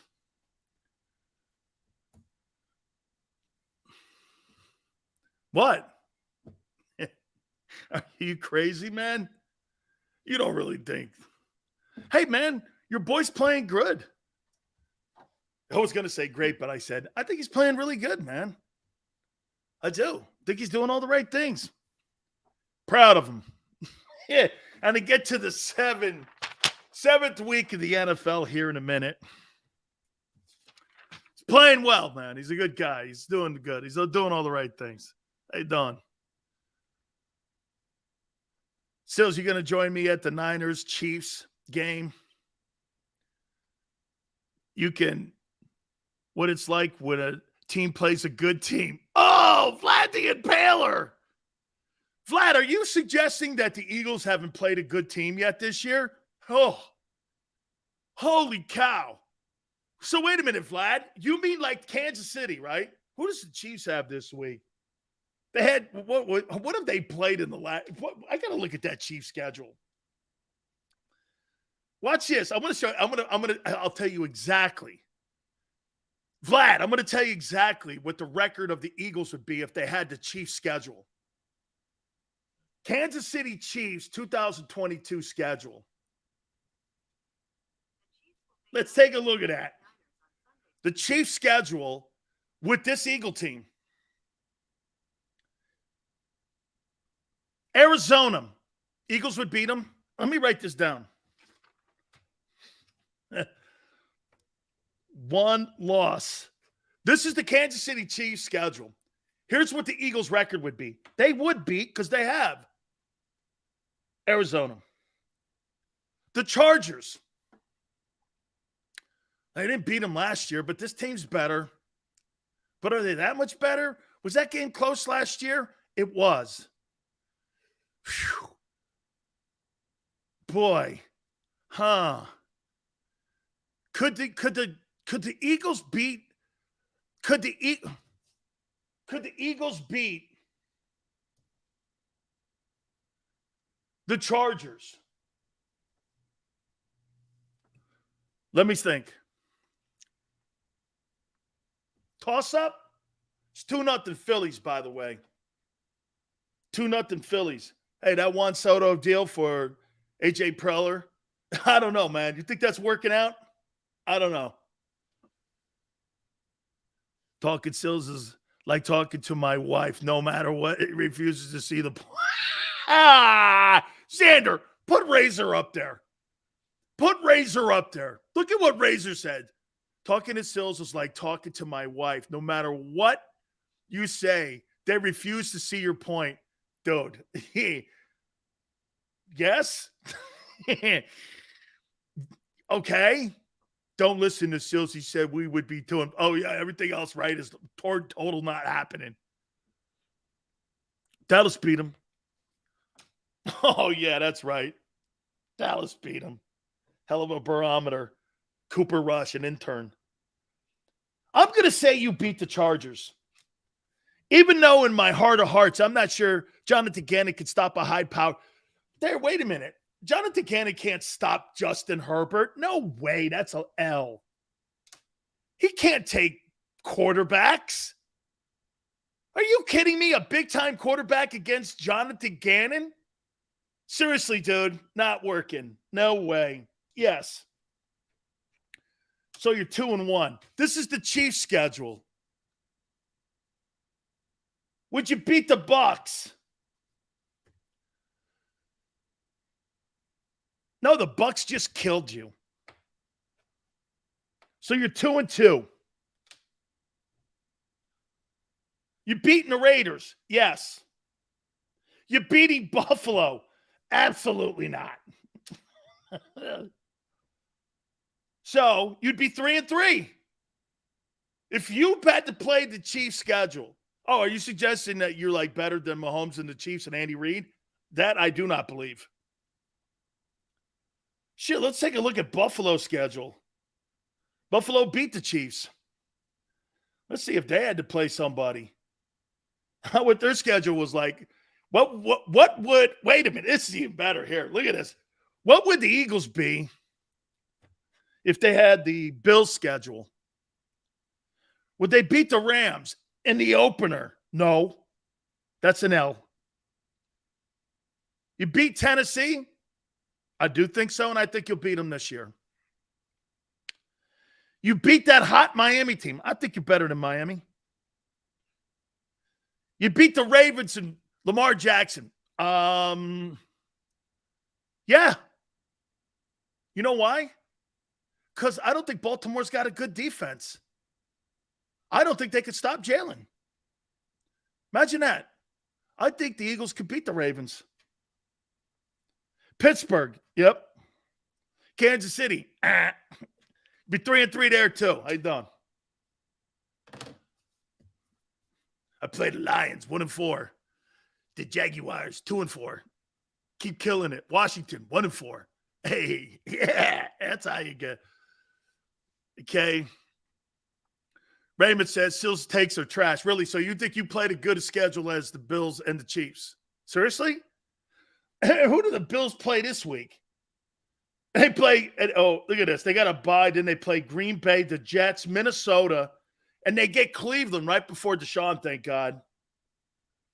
Who does Kansas City? Look at who Kansas City has played in consecutive weeks.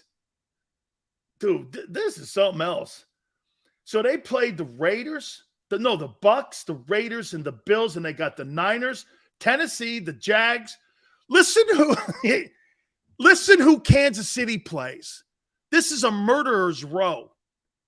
Dude, this ain't like some lame-ass Eagle schedule. They play the Niners, then a bye, then the Titans, the Jags with Doug, the Chargers with Herbert, the Rams with Stafford and Cooper, the Bengals, Denver. They get Houston. Then they get Denver and the Raiders. Man, that's some sleepless nights there, man. That's some sleepless nights. I'd go 4-2 with that schedule. Get the nuts. Jonathan Gannon hasn't showed yet one time that he could stop a big-time quarterback. Ever.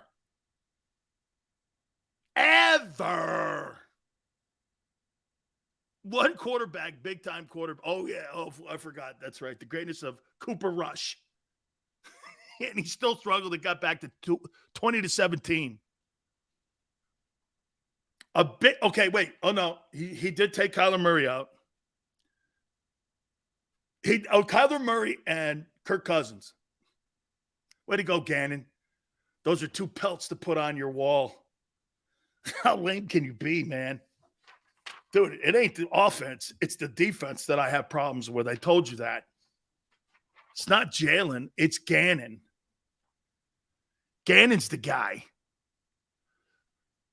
We're a match nightmare. Not with your DC, you're not. He ain't beating high-quality quarterbacks. He hasn't. Soft zones and weak presses. Yeah. That's right. That's right, Dab. That's right. I think the players are better. The players are covering for the coach's inability to be able to put a good scheme together and stick to it. Yeah, that's totally it. What if? Okay, there, Solo. You're right, Solo. Let's take what if out of it. You played a shitty schedule compared to the Chiefs and Bills. True or false? True or false? Okay, we'll take what if out. Let's do reality. You think the Eagles have played a tougher schedule than the Bills and the Chiefs on a week-to-week basis? Yeah. That's facts. That's not what if. Okay? So no more real takes? Okay, here's a real take. You got to buy, get healthy, and you got the Steelers on the other side. Another great powerhouse. Hey, Pete Brady, though. Speaking of that, week 7, NFL. We got, Merrill Reese at the bottom of the hour, though, too. Thursday night ball tonight. The greatness. Hey, by the way, are we not doing this? Go Arizona tonight. Go Arizona tonight. Please win Arizona so that New Orleans' pick continues to get better and better and better for the Eagles. We are going for the Cardinals tonight. Sunday. Hey, did you see who was named the NFC Offensive Player of the Week? Did you see it? Kudos to Marcus Mariota. Way to go, dude. Way to go. Tomorrow night. Thank you very much. Thank you, Drew. Tomorrow night. Hey, congratulations to you, Marcus Mariota. Okay? Ray, honestly, Dan's schedule doesn't define you as a team. If you win games, you're supposed to, and we have. Well, then 6-0 shouldn't define you, correct? That shouldn't define you then, too. Because sometimes just because you have the best record in the game doesn't mean you win the Super Bowl. How many years has that played out, you think, every year when the teams get to the Super Bowl and they play one another? How many times has that played out that the best team with the best record and the most wins ends up going on and winning it? Very seldom. Very seldom. It's the teams that are rocking and ready to play and playing the best football, not in September, October, but in December and January. That's why, hey, they look good now. But January and December, let's see how it works. See how things are working. Because you want to be playing your best ball then, not now. That's the Cardinals last year and the Steelers 2 years ago. Hey, man, I'm really throttled, though, for Marcus Mariota. They play Cincinnati. That's going to be a hell of a matchup there. Atlanta's playing pretty good ball, man. I'm not saying they're the kings of the NFC South now, but I think they're 3-3 on the year. Watch this. The Bucs 3-3 looks bad. Atlanta's 3-3 looks pretty good. Nice job down there, man. They're doing some good stuff. They're turning it around. Kyle Pitts is even injured, and they're still winning ball games. I like that. Detroit and Dallas. Man, if they rushing Dak back now, after they saw that shit show that Cooper Rush put on, like I told you, he's Cooper Rush. Cooper Rush is Cooper Rush. He's been cut twice. The Giants cut him. He's 28. Oh, this guy here, man. This guy's the greatest thing I've ever seen in the history of sliced bread. I've never seen a substitute teacher or an intern do what he's ever done. It's incredible. What? What has he done? When he was asked to win a game, what did he do? He threw up 3 picks. See you later, Cooper. Nice knowing you. Your 15 minutes is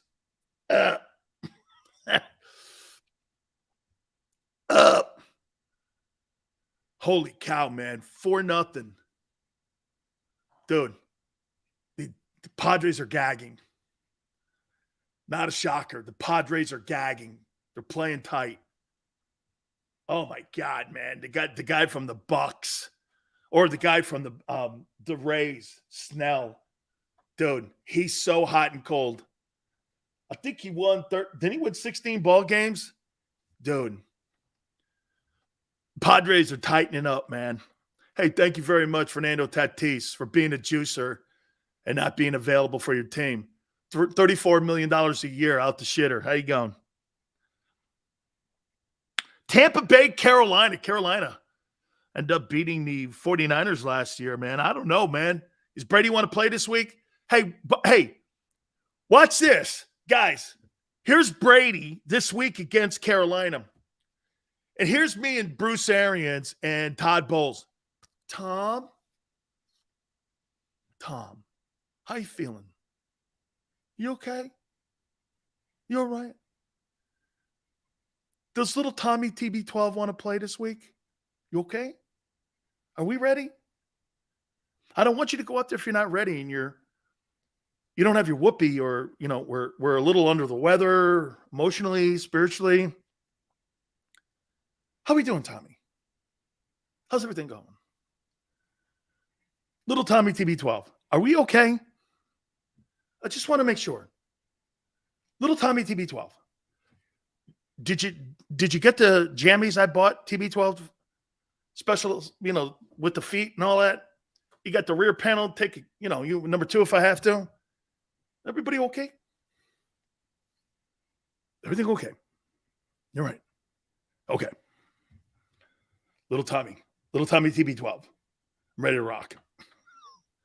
Jesus Christ. I got to worry about whether or not this guy's moaning or not. Is he in a good mood or not? Don't you hate that guy when you go into work? Is he in a good mood today? My boss in a good mood today? Or is he in a shitty mood? Well, he didn't get coffee yet.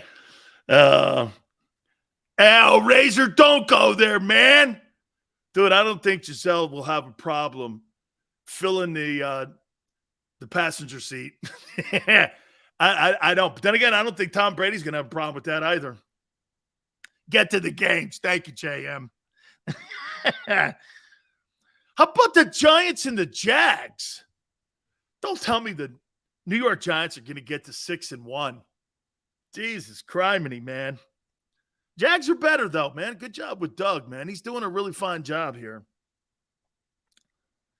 Cleveland and Baltimore. This will be a tough little tight game here for a while because Baltimore's not playing very good defense. Lamar, I'll tell you what, Lamar right now, you know what Steve Biscotti and you know what Eric DeCosta's thinking in the building there in Baltimore? They're doing this, right? Jesus, man. It's now week 6 where he is leading the division, okay? And he's doing everything by himself. Hey, and that tight end they got, Andrews, is unguardable too.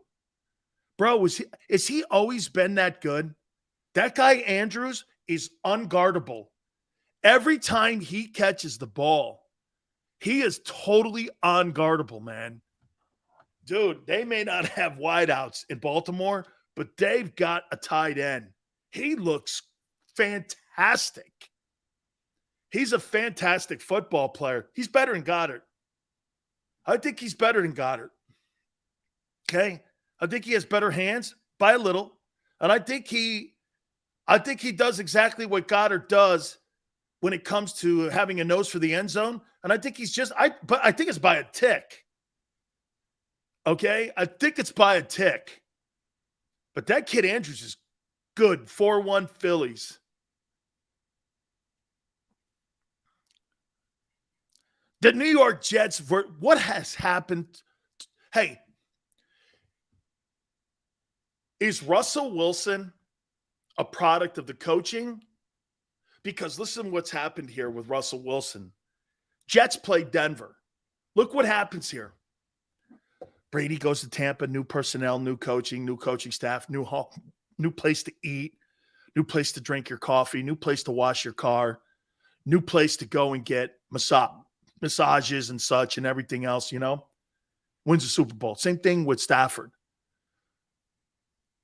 Russell Wilson thought he was just going to go to Denver and do the same thing that Brady and Stafford did. It's been a complete disaster. You got to remember something, though. What was the difference in the whole process here for Russell Wilson compared to Brady and Stafford? What was the difference? Well, he went to an experienced coach in Bruce Arians. And look at that coaching staff. I mean, you had Byron Leftwich and you had Todd Bowles. I mean, you really had great coaches there and you had great personnel around it. The team was ready, built. Look at Los Angeles for Stafford. Cooper Kupp's there. Okay. I mean, you have some players, Aaron Donald, Jalen Ramsey. The offensive line was intact at the time. You had Sean McVay, one of the best head coach play callers in the entire sport.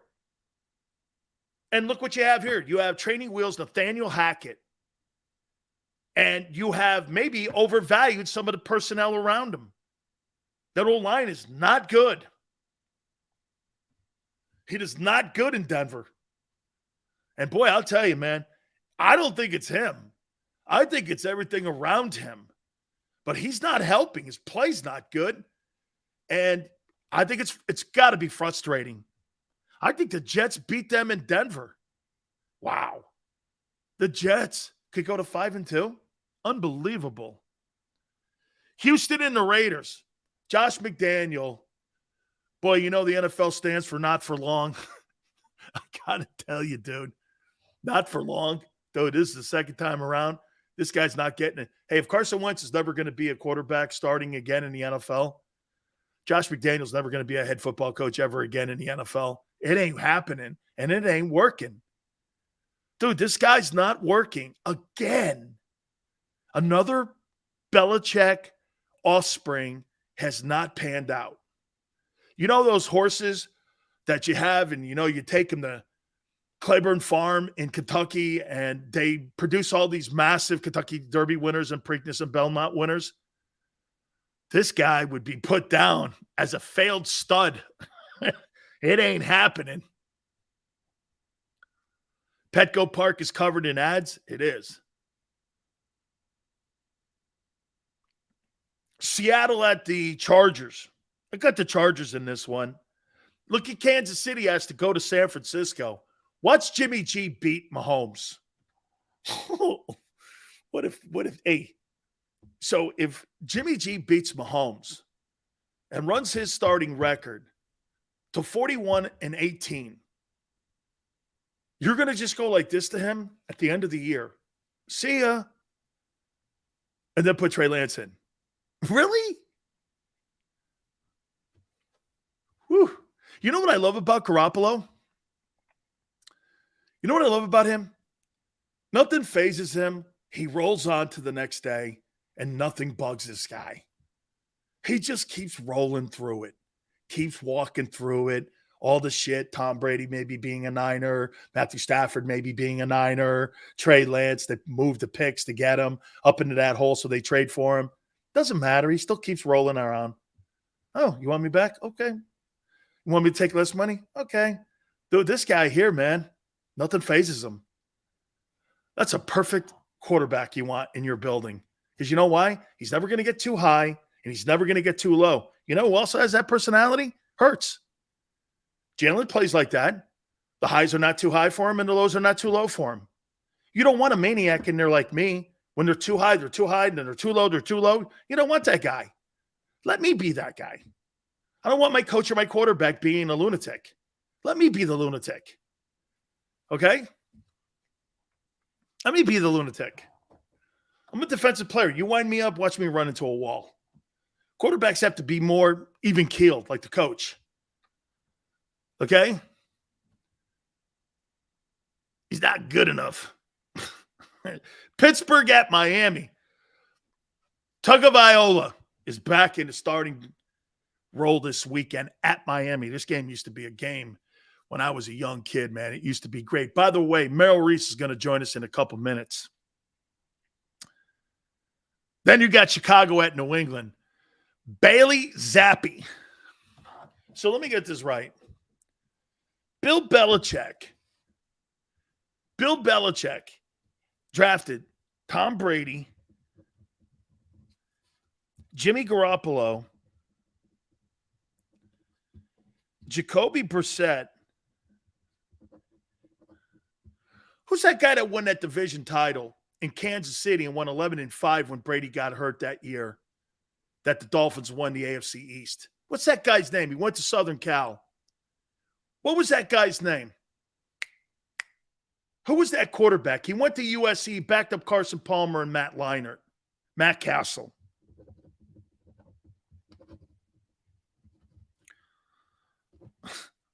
Mac Jones. Took a team to the playoffs as a rookie last year, did he not? And now he's got Bailey Zappi. Dude, Tom Brady, Jimmy Garoppolo, Jacoby Brissett, Matt Castle, Mac Jones, and Bailey Zappi all have won games in the NFL with this guy who drafted these quarterbacks. Bill Belichick may go down as the greatest talent evaluator at the quarterback position in the history of NFL football. I've never seen a guy draft more starters and more division. Watch this. Tom Brady won a division? Yes. Garoppolo won a division? Yes. Castle won a division? Yes. Mac Jones, playoff. Bailey Zappi, probably going to the playoffs this year. New England looks like they've actually righted the ship. I think they're 3-3 right now. I mean, so, hey, absolutely here, man. Matt Castle, hey, Matt Castle never started. He never started a down at Southern Cal. And Belichick drafted him late. And I forget what round it was, maybe the last round. That guy went on to win 11 games one year, 11-5 after Brady got hurt. Then he went to Kansas City and won a division title there.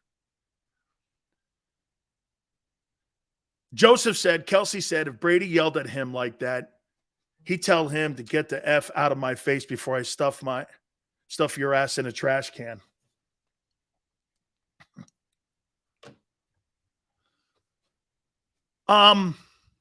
Woody? Really? He's saying that now because you know why? They're not friends and he's not protecting him. And I don't think Brady would be yelling at him. Brady's not going to yell at the guy who's playing the best ball. Brady's going to yell at the group. And by the way, how many people know what was exactly said on the sidelines? He may have been screaming at the whole unit, including him. You don't know that. So what you're saying, Joshua, Joseph, you know exactly what was said to everybody. That has not been confirmed yet. Brady may have said this, we are effing the bed up. We suck out there, all of us, every one of us. We got to get our heads out of our ass. There's nothing wrong with that. It's not pointed at one individual. And when you got a guy with hey, by the way, Jason Kelsey can say all he wants, but he's never played with a guy with 7 rings. Ever. Little different when you're playing with the greatest football player in the history of the sport. He's never played with anyone like that. He's never played with anyone like that. Okay? Ever. Because there's never been a guy like that.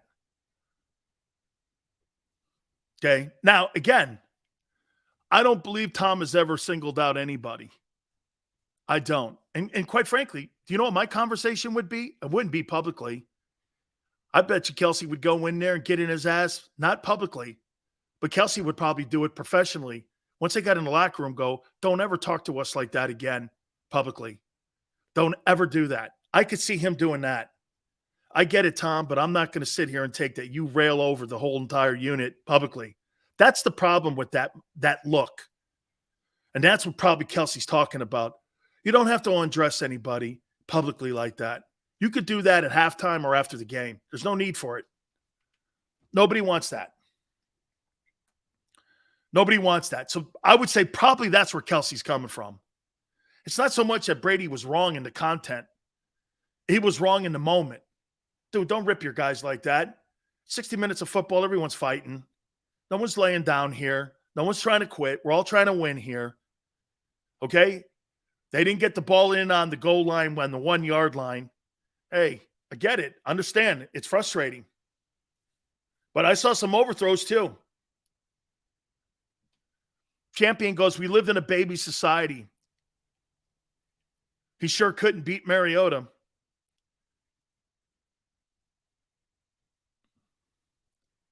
He didn't just say that. He said when Tom Brady talks, yells, you listen. There's more to it. Okay.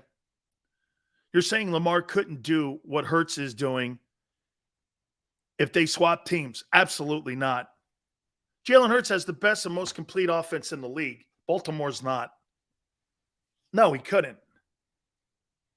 No, he could not. He benefits from the best line in football. It's nothing on him. This is where he's been drafted. And he's delivering and winning. You guys are not giving it enough. When I said yesterday, this guy runs the most unique offense in pro football. He totally runs the most unique offense.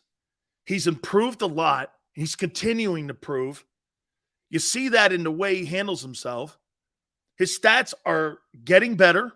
They're not exceptional. They're getting better. Okay? The competition that they're playing, I think, is perfect on the evolution of the passing game. You're not playing against really great football teams. That's okay. You're doing everything it takes to win the ball games. So he is getting better. He is. And I do believe that. When you talk and see. Hey, Xander, I'm going to take a timeout before we get Merrill on. You think we should take a timeout before we get Merrill, or do you want to continue to roll here? Because we can continue to roll. I don't care if we get it. Let's take a timeout here. Merrill Reese is coming up here on the other side. Please hit the like button. Keep it here on the National Football Show. Go to get your game on. Go for the beers. Go for the cheers. Go for the hit and the hits. Go for the stakes and the stakes. Go to get your parlay on. Go to get your party on. Go for the scene. Go for the screens. Go for the gallery. Go for the win. Go to Ocean. Visit theoceanac.com to plan your visit.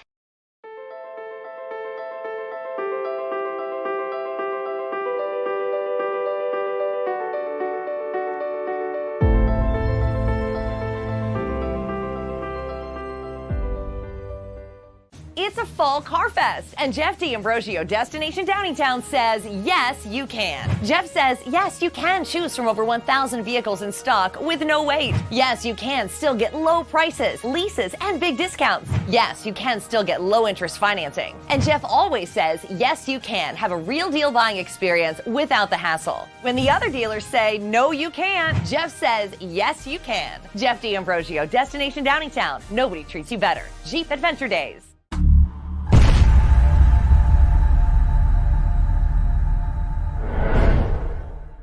Score and save this football season on your car insurance. Before the next game, save up to 40% on your auto insurance policy. That's right, 40% savings. Call an Audible this season and contact the Del Val Insurance Group. They're an advocate for you, not an insurance company. That means they'll get you the right coverage and save you up to 40%. Call managing partners Fran or Jim of Del Val Insurance, 215-354-0122, or score and save at dvigi.com. dvigi.com. Hi everybody, my name's Jason Lombardi. I'm an inspector at DryTech. At DryTech we offer three major services, the first one being basement waterproofing. The second service we offer is foundation and structural repairs. And then the third service that we offer is mold remediation. If you feel you are having a waterproofing issue, give DryTech a call or check us out online.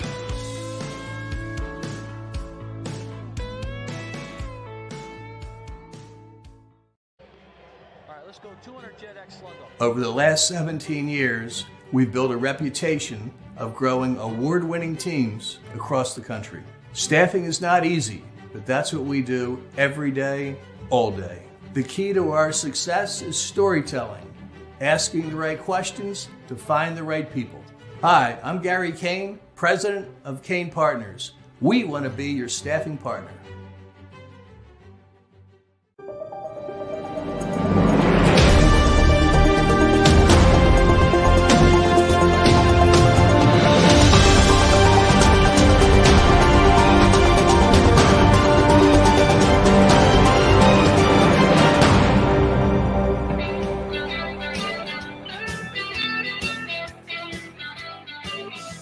Big Sills National Football Show. We are efforting our friend Merrill Reese today. Hopefully we're able to connect with him before the end of the program. We look forward to talking with him.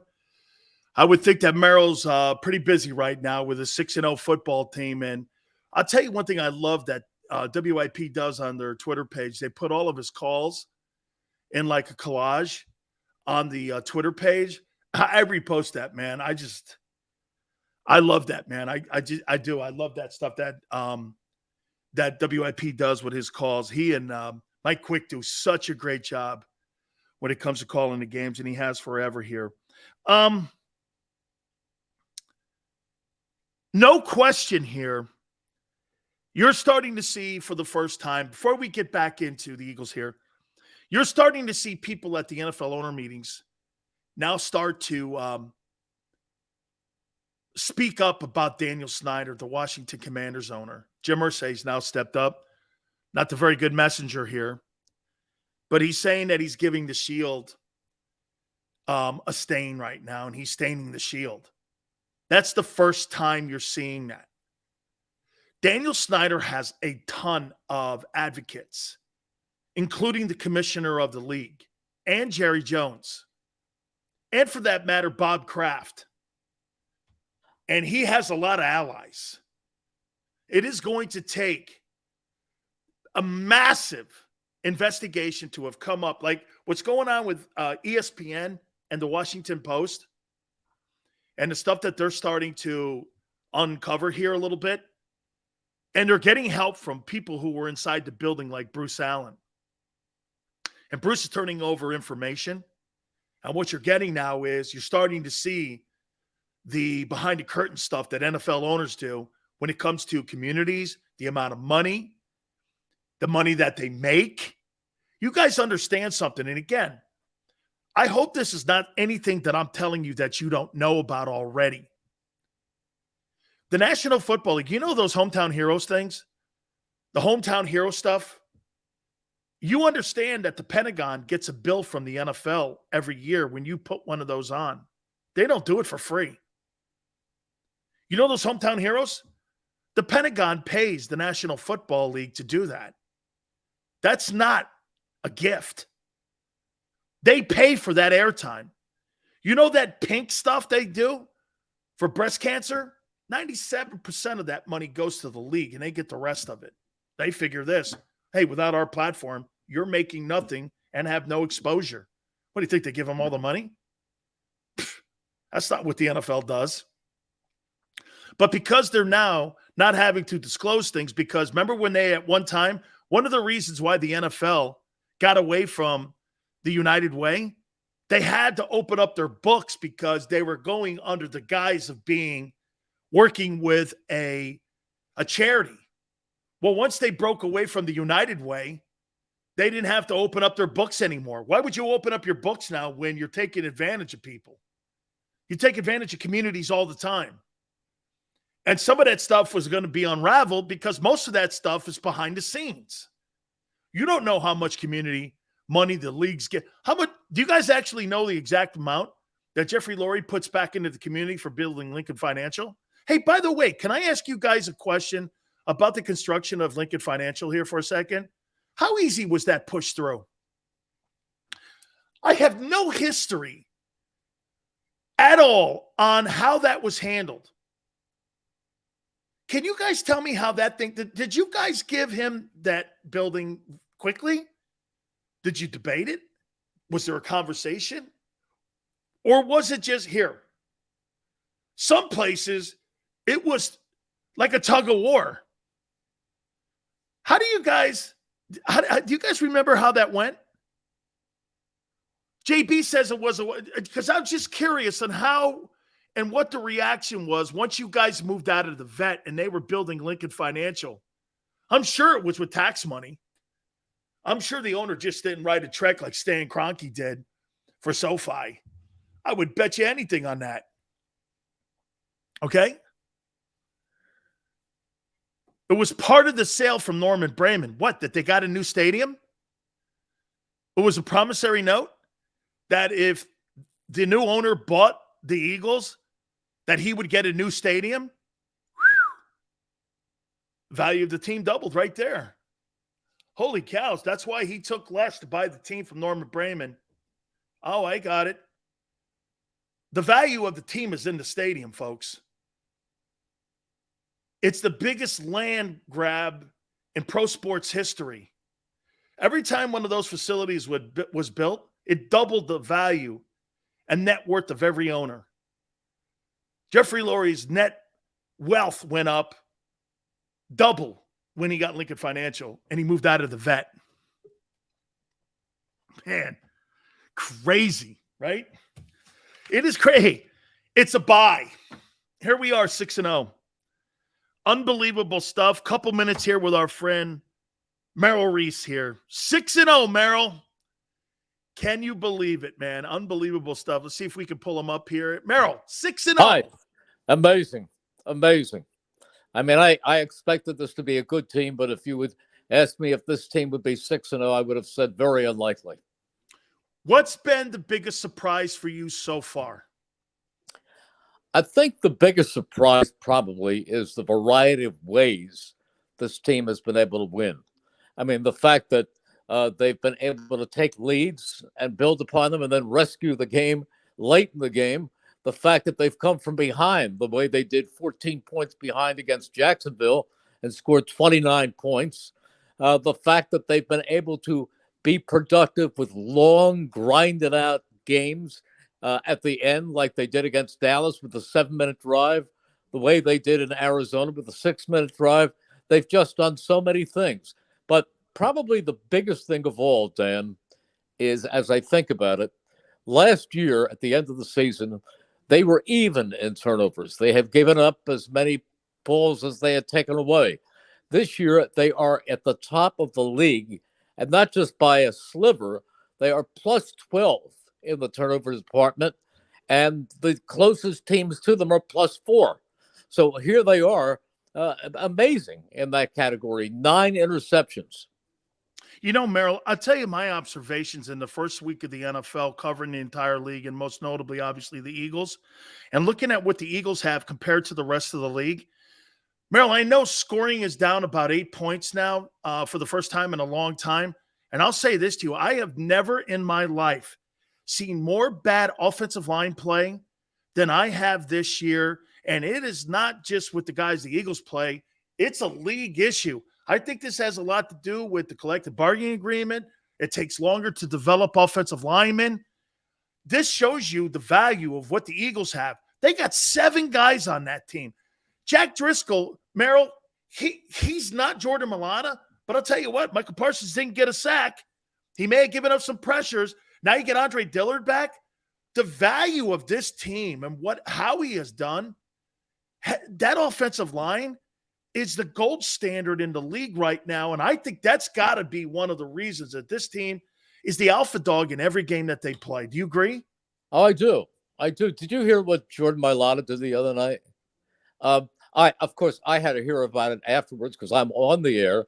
But when television went for the starting lineups and they have the players give their name and what school they went to, and of course, Jordan Mailata came over from Australia, and he goes, Jordan Mailata, Stoutland University. Well, Stoutland University is a reference to Jeff Stoutland, who might be one of the best, not one of the best, might be the best offensive line coach in the NFL. All right, I'll ask you the question. Merrill, you think going into the bye week now that the organization is looking at Jalen Hurts and he's the leader of this football team for the next 7 years? Boy, I sure hope so, because I think he's that good. And not only is he that good, he keeps getting better. He has poise, he has leadership, he has all the physical tools, the arm, the athleticism. He's really special. And I've liked him, as you know this, Dan. We've talked about this for 2 years now. And I told you that I was confident that this is the guy. And there were people saying, well, he only has modest arm talent. Modest. I don't know what they were talking about. What he needed was the experience, the chance to really grow. And the biggest thing you see in Jalen Hurts now is the decision-making, the ability to read the field, go in the right direction, know when to give up on a play and throw the ball away, rather than throw it into a crowd and say a prayer. He's just grown so much as a quarterback, and he's still just going on 24 years old. You know, sometimes, Merrill, and I know you've seen this a bunch of times, a quarterback can put up empty calorie stats and put up 350 yards in passing. You know, it's funny, when I watched him against the Cowboys, I thought he threw for 300 yards because they were impactful 155. You know what I mean, Merrill? I mean, every pass had an objective on moving the chains or in a sequence of the series that they're not empty calorie yards. So everything that he's doing is going in sequence with him running. I wouldn't like him I wouldn't like to see him running 15 times in a game. To me, I think you got to get a little bit more balance and protecting him a bit. But Merrill, his numbers and everything, like you said, they're doing. I said this, and you tell me if you agree. I don't think he can be quantified as an elite guy like the Josh Burrow or like the Josh Allens or the Mahomes. However, I do think this. He's the most unique quarterback in the NFL, and he's got the most unique offense in the NFL, which makes it a complete nightmare on game planning against. He's one of, Merrill, and I don't mean that in a disrespectful way. I think he's impossible to game plan. Yeah, I think he's very, very tough because he can beat you. As I said, he can beat you with his arm. He can beat you with his legs. And you talked about the way this team loaded up on talent. There was no bigger move than acquiring A.J. Brown. I mean, the fact that you give him A.J. Brown to supplement what Devontae Smith can do, this team doesn't have a number one receiver. They have two number one receivers. They are unique. They are great receivers. Is Nick Sirianni the lead right now for NFL Coach of the Year, in your opinion? At the moment, I mean, who else is 6-0? So at the moment, absolutely. And I think Jalen Hurts has to be in the conversation for MVP at this point. But you know what? We say this, and we're already giving out the awards and talking about the All-Pros. Dan, I warn my friends, I warn our listeners, they've played 6 games. And as a wise man, or I don't know, maybe a wise woman once said, 6 games does not a season make. You know, last year, Arizona got off to a 7-0 start and then lost 6 of their last 10 games. So I'm not saying that's going to happen. I'm not looking at things with a doomsday approach.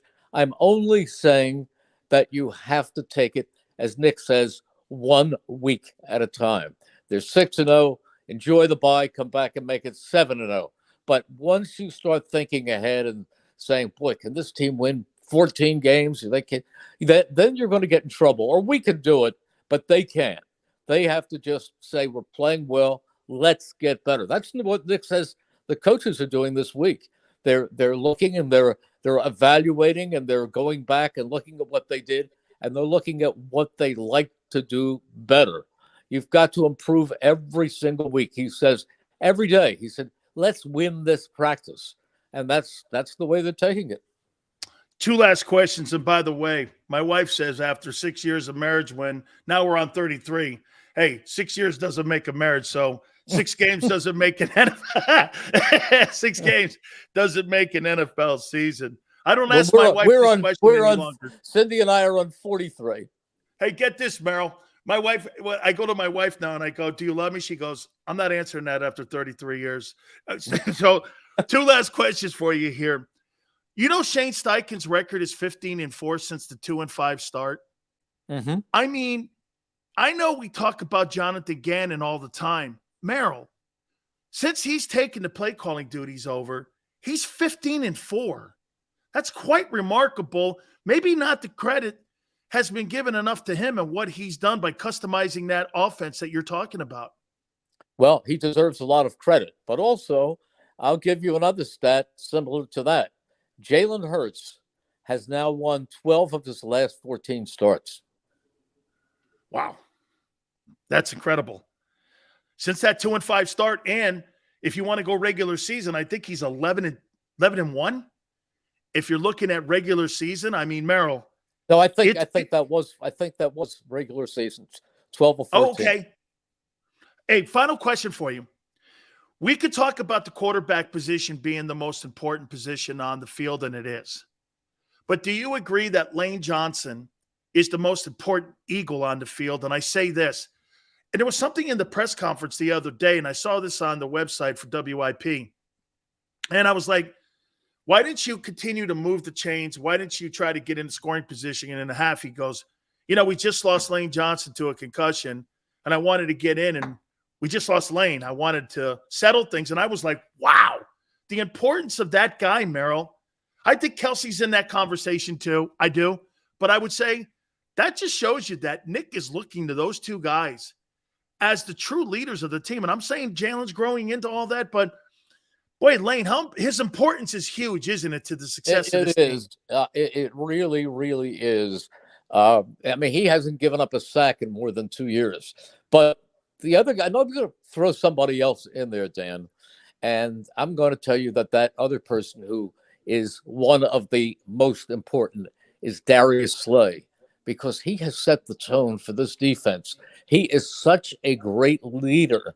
He makes everybody else better. And then you add this year James Bradbury, and you have a couple of great corners. And then if you want to put the slot guy in there, Avonte Maddox, he's terrific too. Well, you deserve a break, and I know this. How about this? The voice of reason is Merrill Reese going, 6 games. We look good. Everything's great. Calm down. Let's see if we run through the tape. That's why we come to experience, and we come to you, Merrill, because there's a lot of great things going on. And right now, by the way, the Phillies are up too, and they're doing a job right now too. So can you remember a time in Philadelphia sports when it was like this, when you had the Eagles as hot as they were, and also the Phillies? 1980. But don't forget, I've been around a long time, so I remember as a kid going into the last 2 weeks of the baseball season, and the Phillies had a 6.5 game lead with 10 games to play and blew it. Wait, oh my God, what year was that? 1964. Oh, so that was it had to be a Robin Robbins year. No. It was much after Robin Roberts, but it was a year when things were going so well. It was the years where they had Jim Bunning and Chris Short and Dennis Bennett. They had that whole group, and Richie Allen was on that team. But they blew a 6.5 game lead with 10 games to play. So that's why, if I seem to be a little bit of a cynic, we all lived and died through that time. This is a Dick Allen baseball. He signed it for me when he was alive. And Walt Palm was my favorite baseball player growing up. The guy who would smoke the cigarettes, write crap in the first baseline, talking to Philly fans and Philadelphia sports fans. Man, that guy was quite a character. He was a great man, and I'm sorry that he didn't get into the Hall of Fame before he passed away this past year, but he is so deserving of a spot in the Baseball Hall of Fame. When he hit a ball, it left the park faster than any ball I've ever seen. Unless you want to talk about Kyle Schwarber last night, where it was the one of the hardest hit balls ever. I've been to that ball 150 times because I covered the Padres in San Diego, and I got to tell you, the marine layer holds the baseballs down in that park. Merrill, I've never seen a ball hit harder or further in my life. Merrill, I got to let you roll. I appreciate it so much. Thank you so much, my friend, as always. Thank you. See you, Dan. You got it. Merrill Reese. Yeah, that guy hit that baseball last night, man. That was a cannon shot. Jim Bunning. That's right, man. That 64 team, they had a lead, and they ended up – who did they lose it to? The Cardinals? Did they lose it to the Cardinals that year?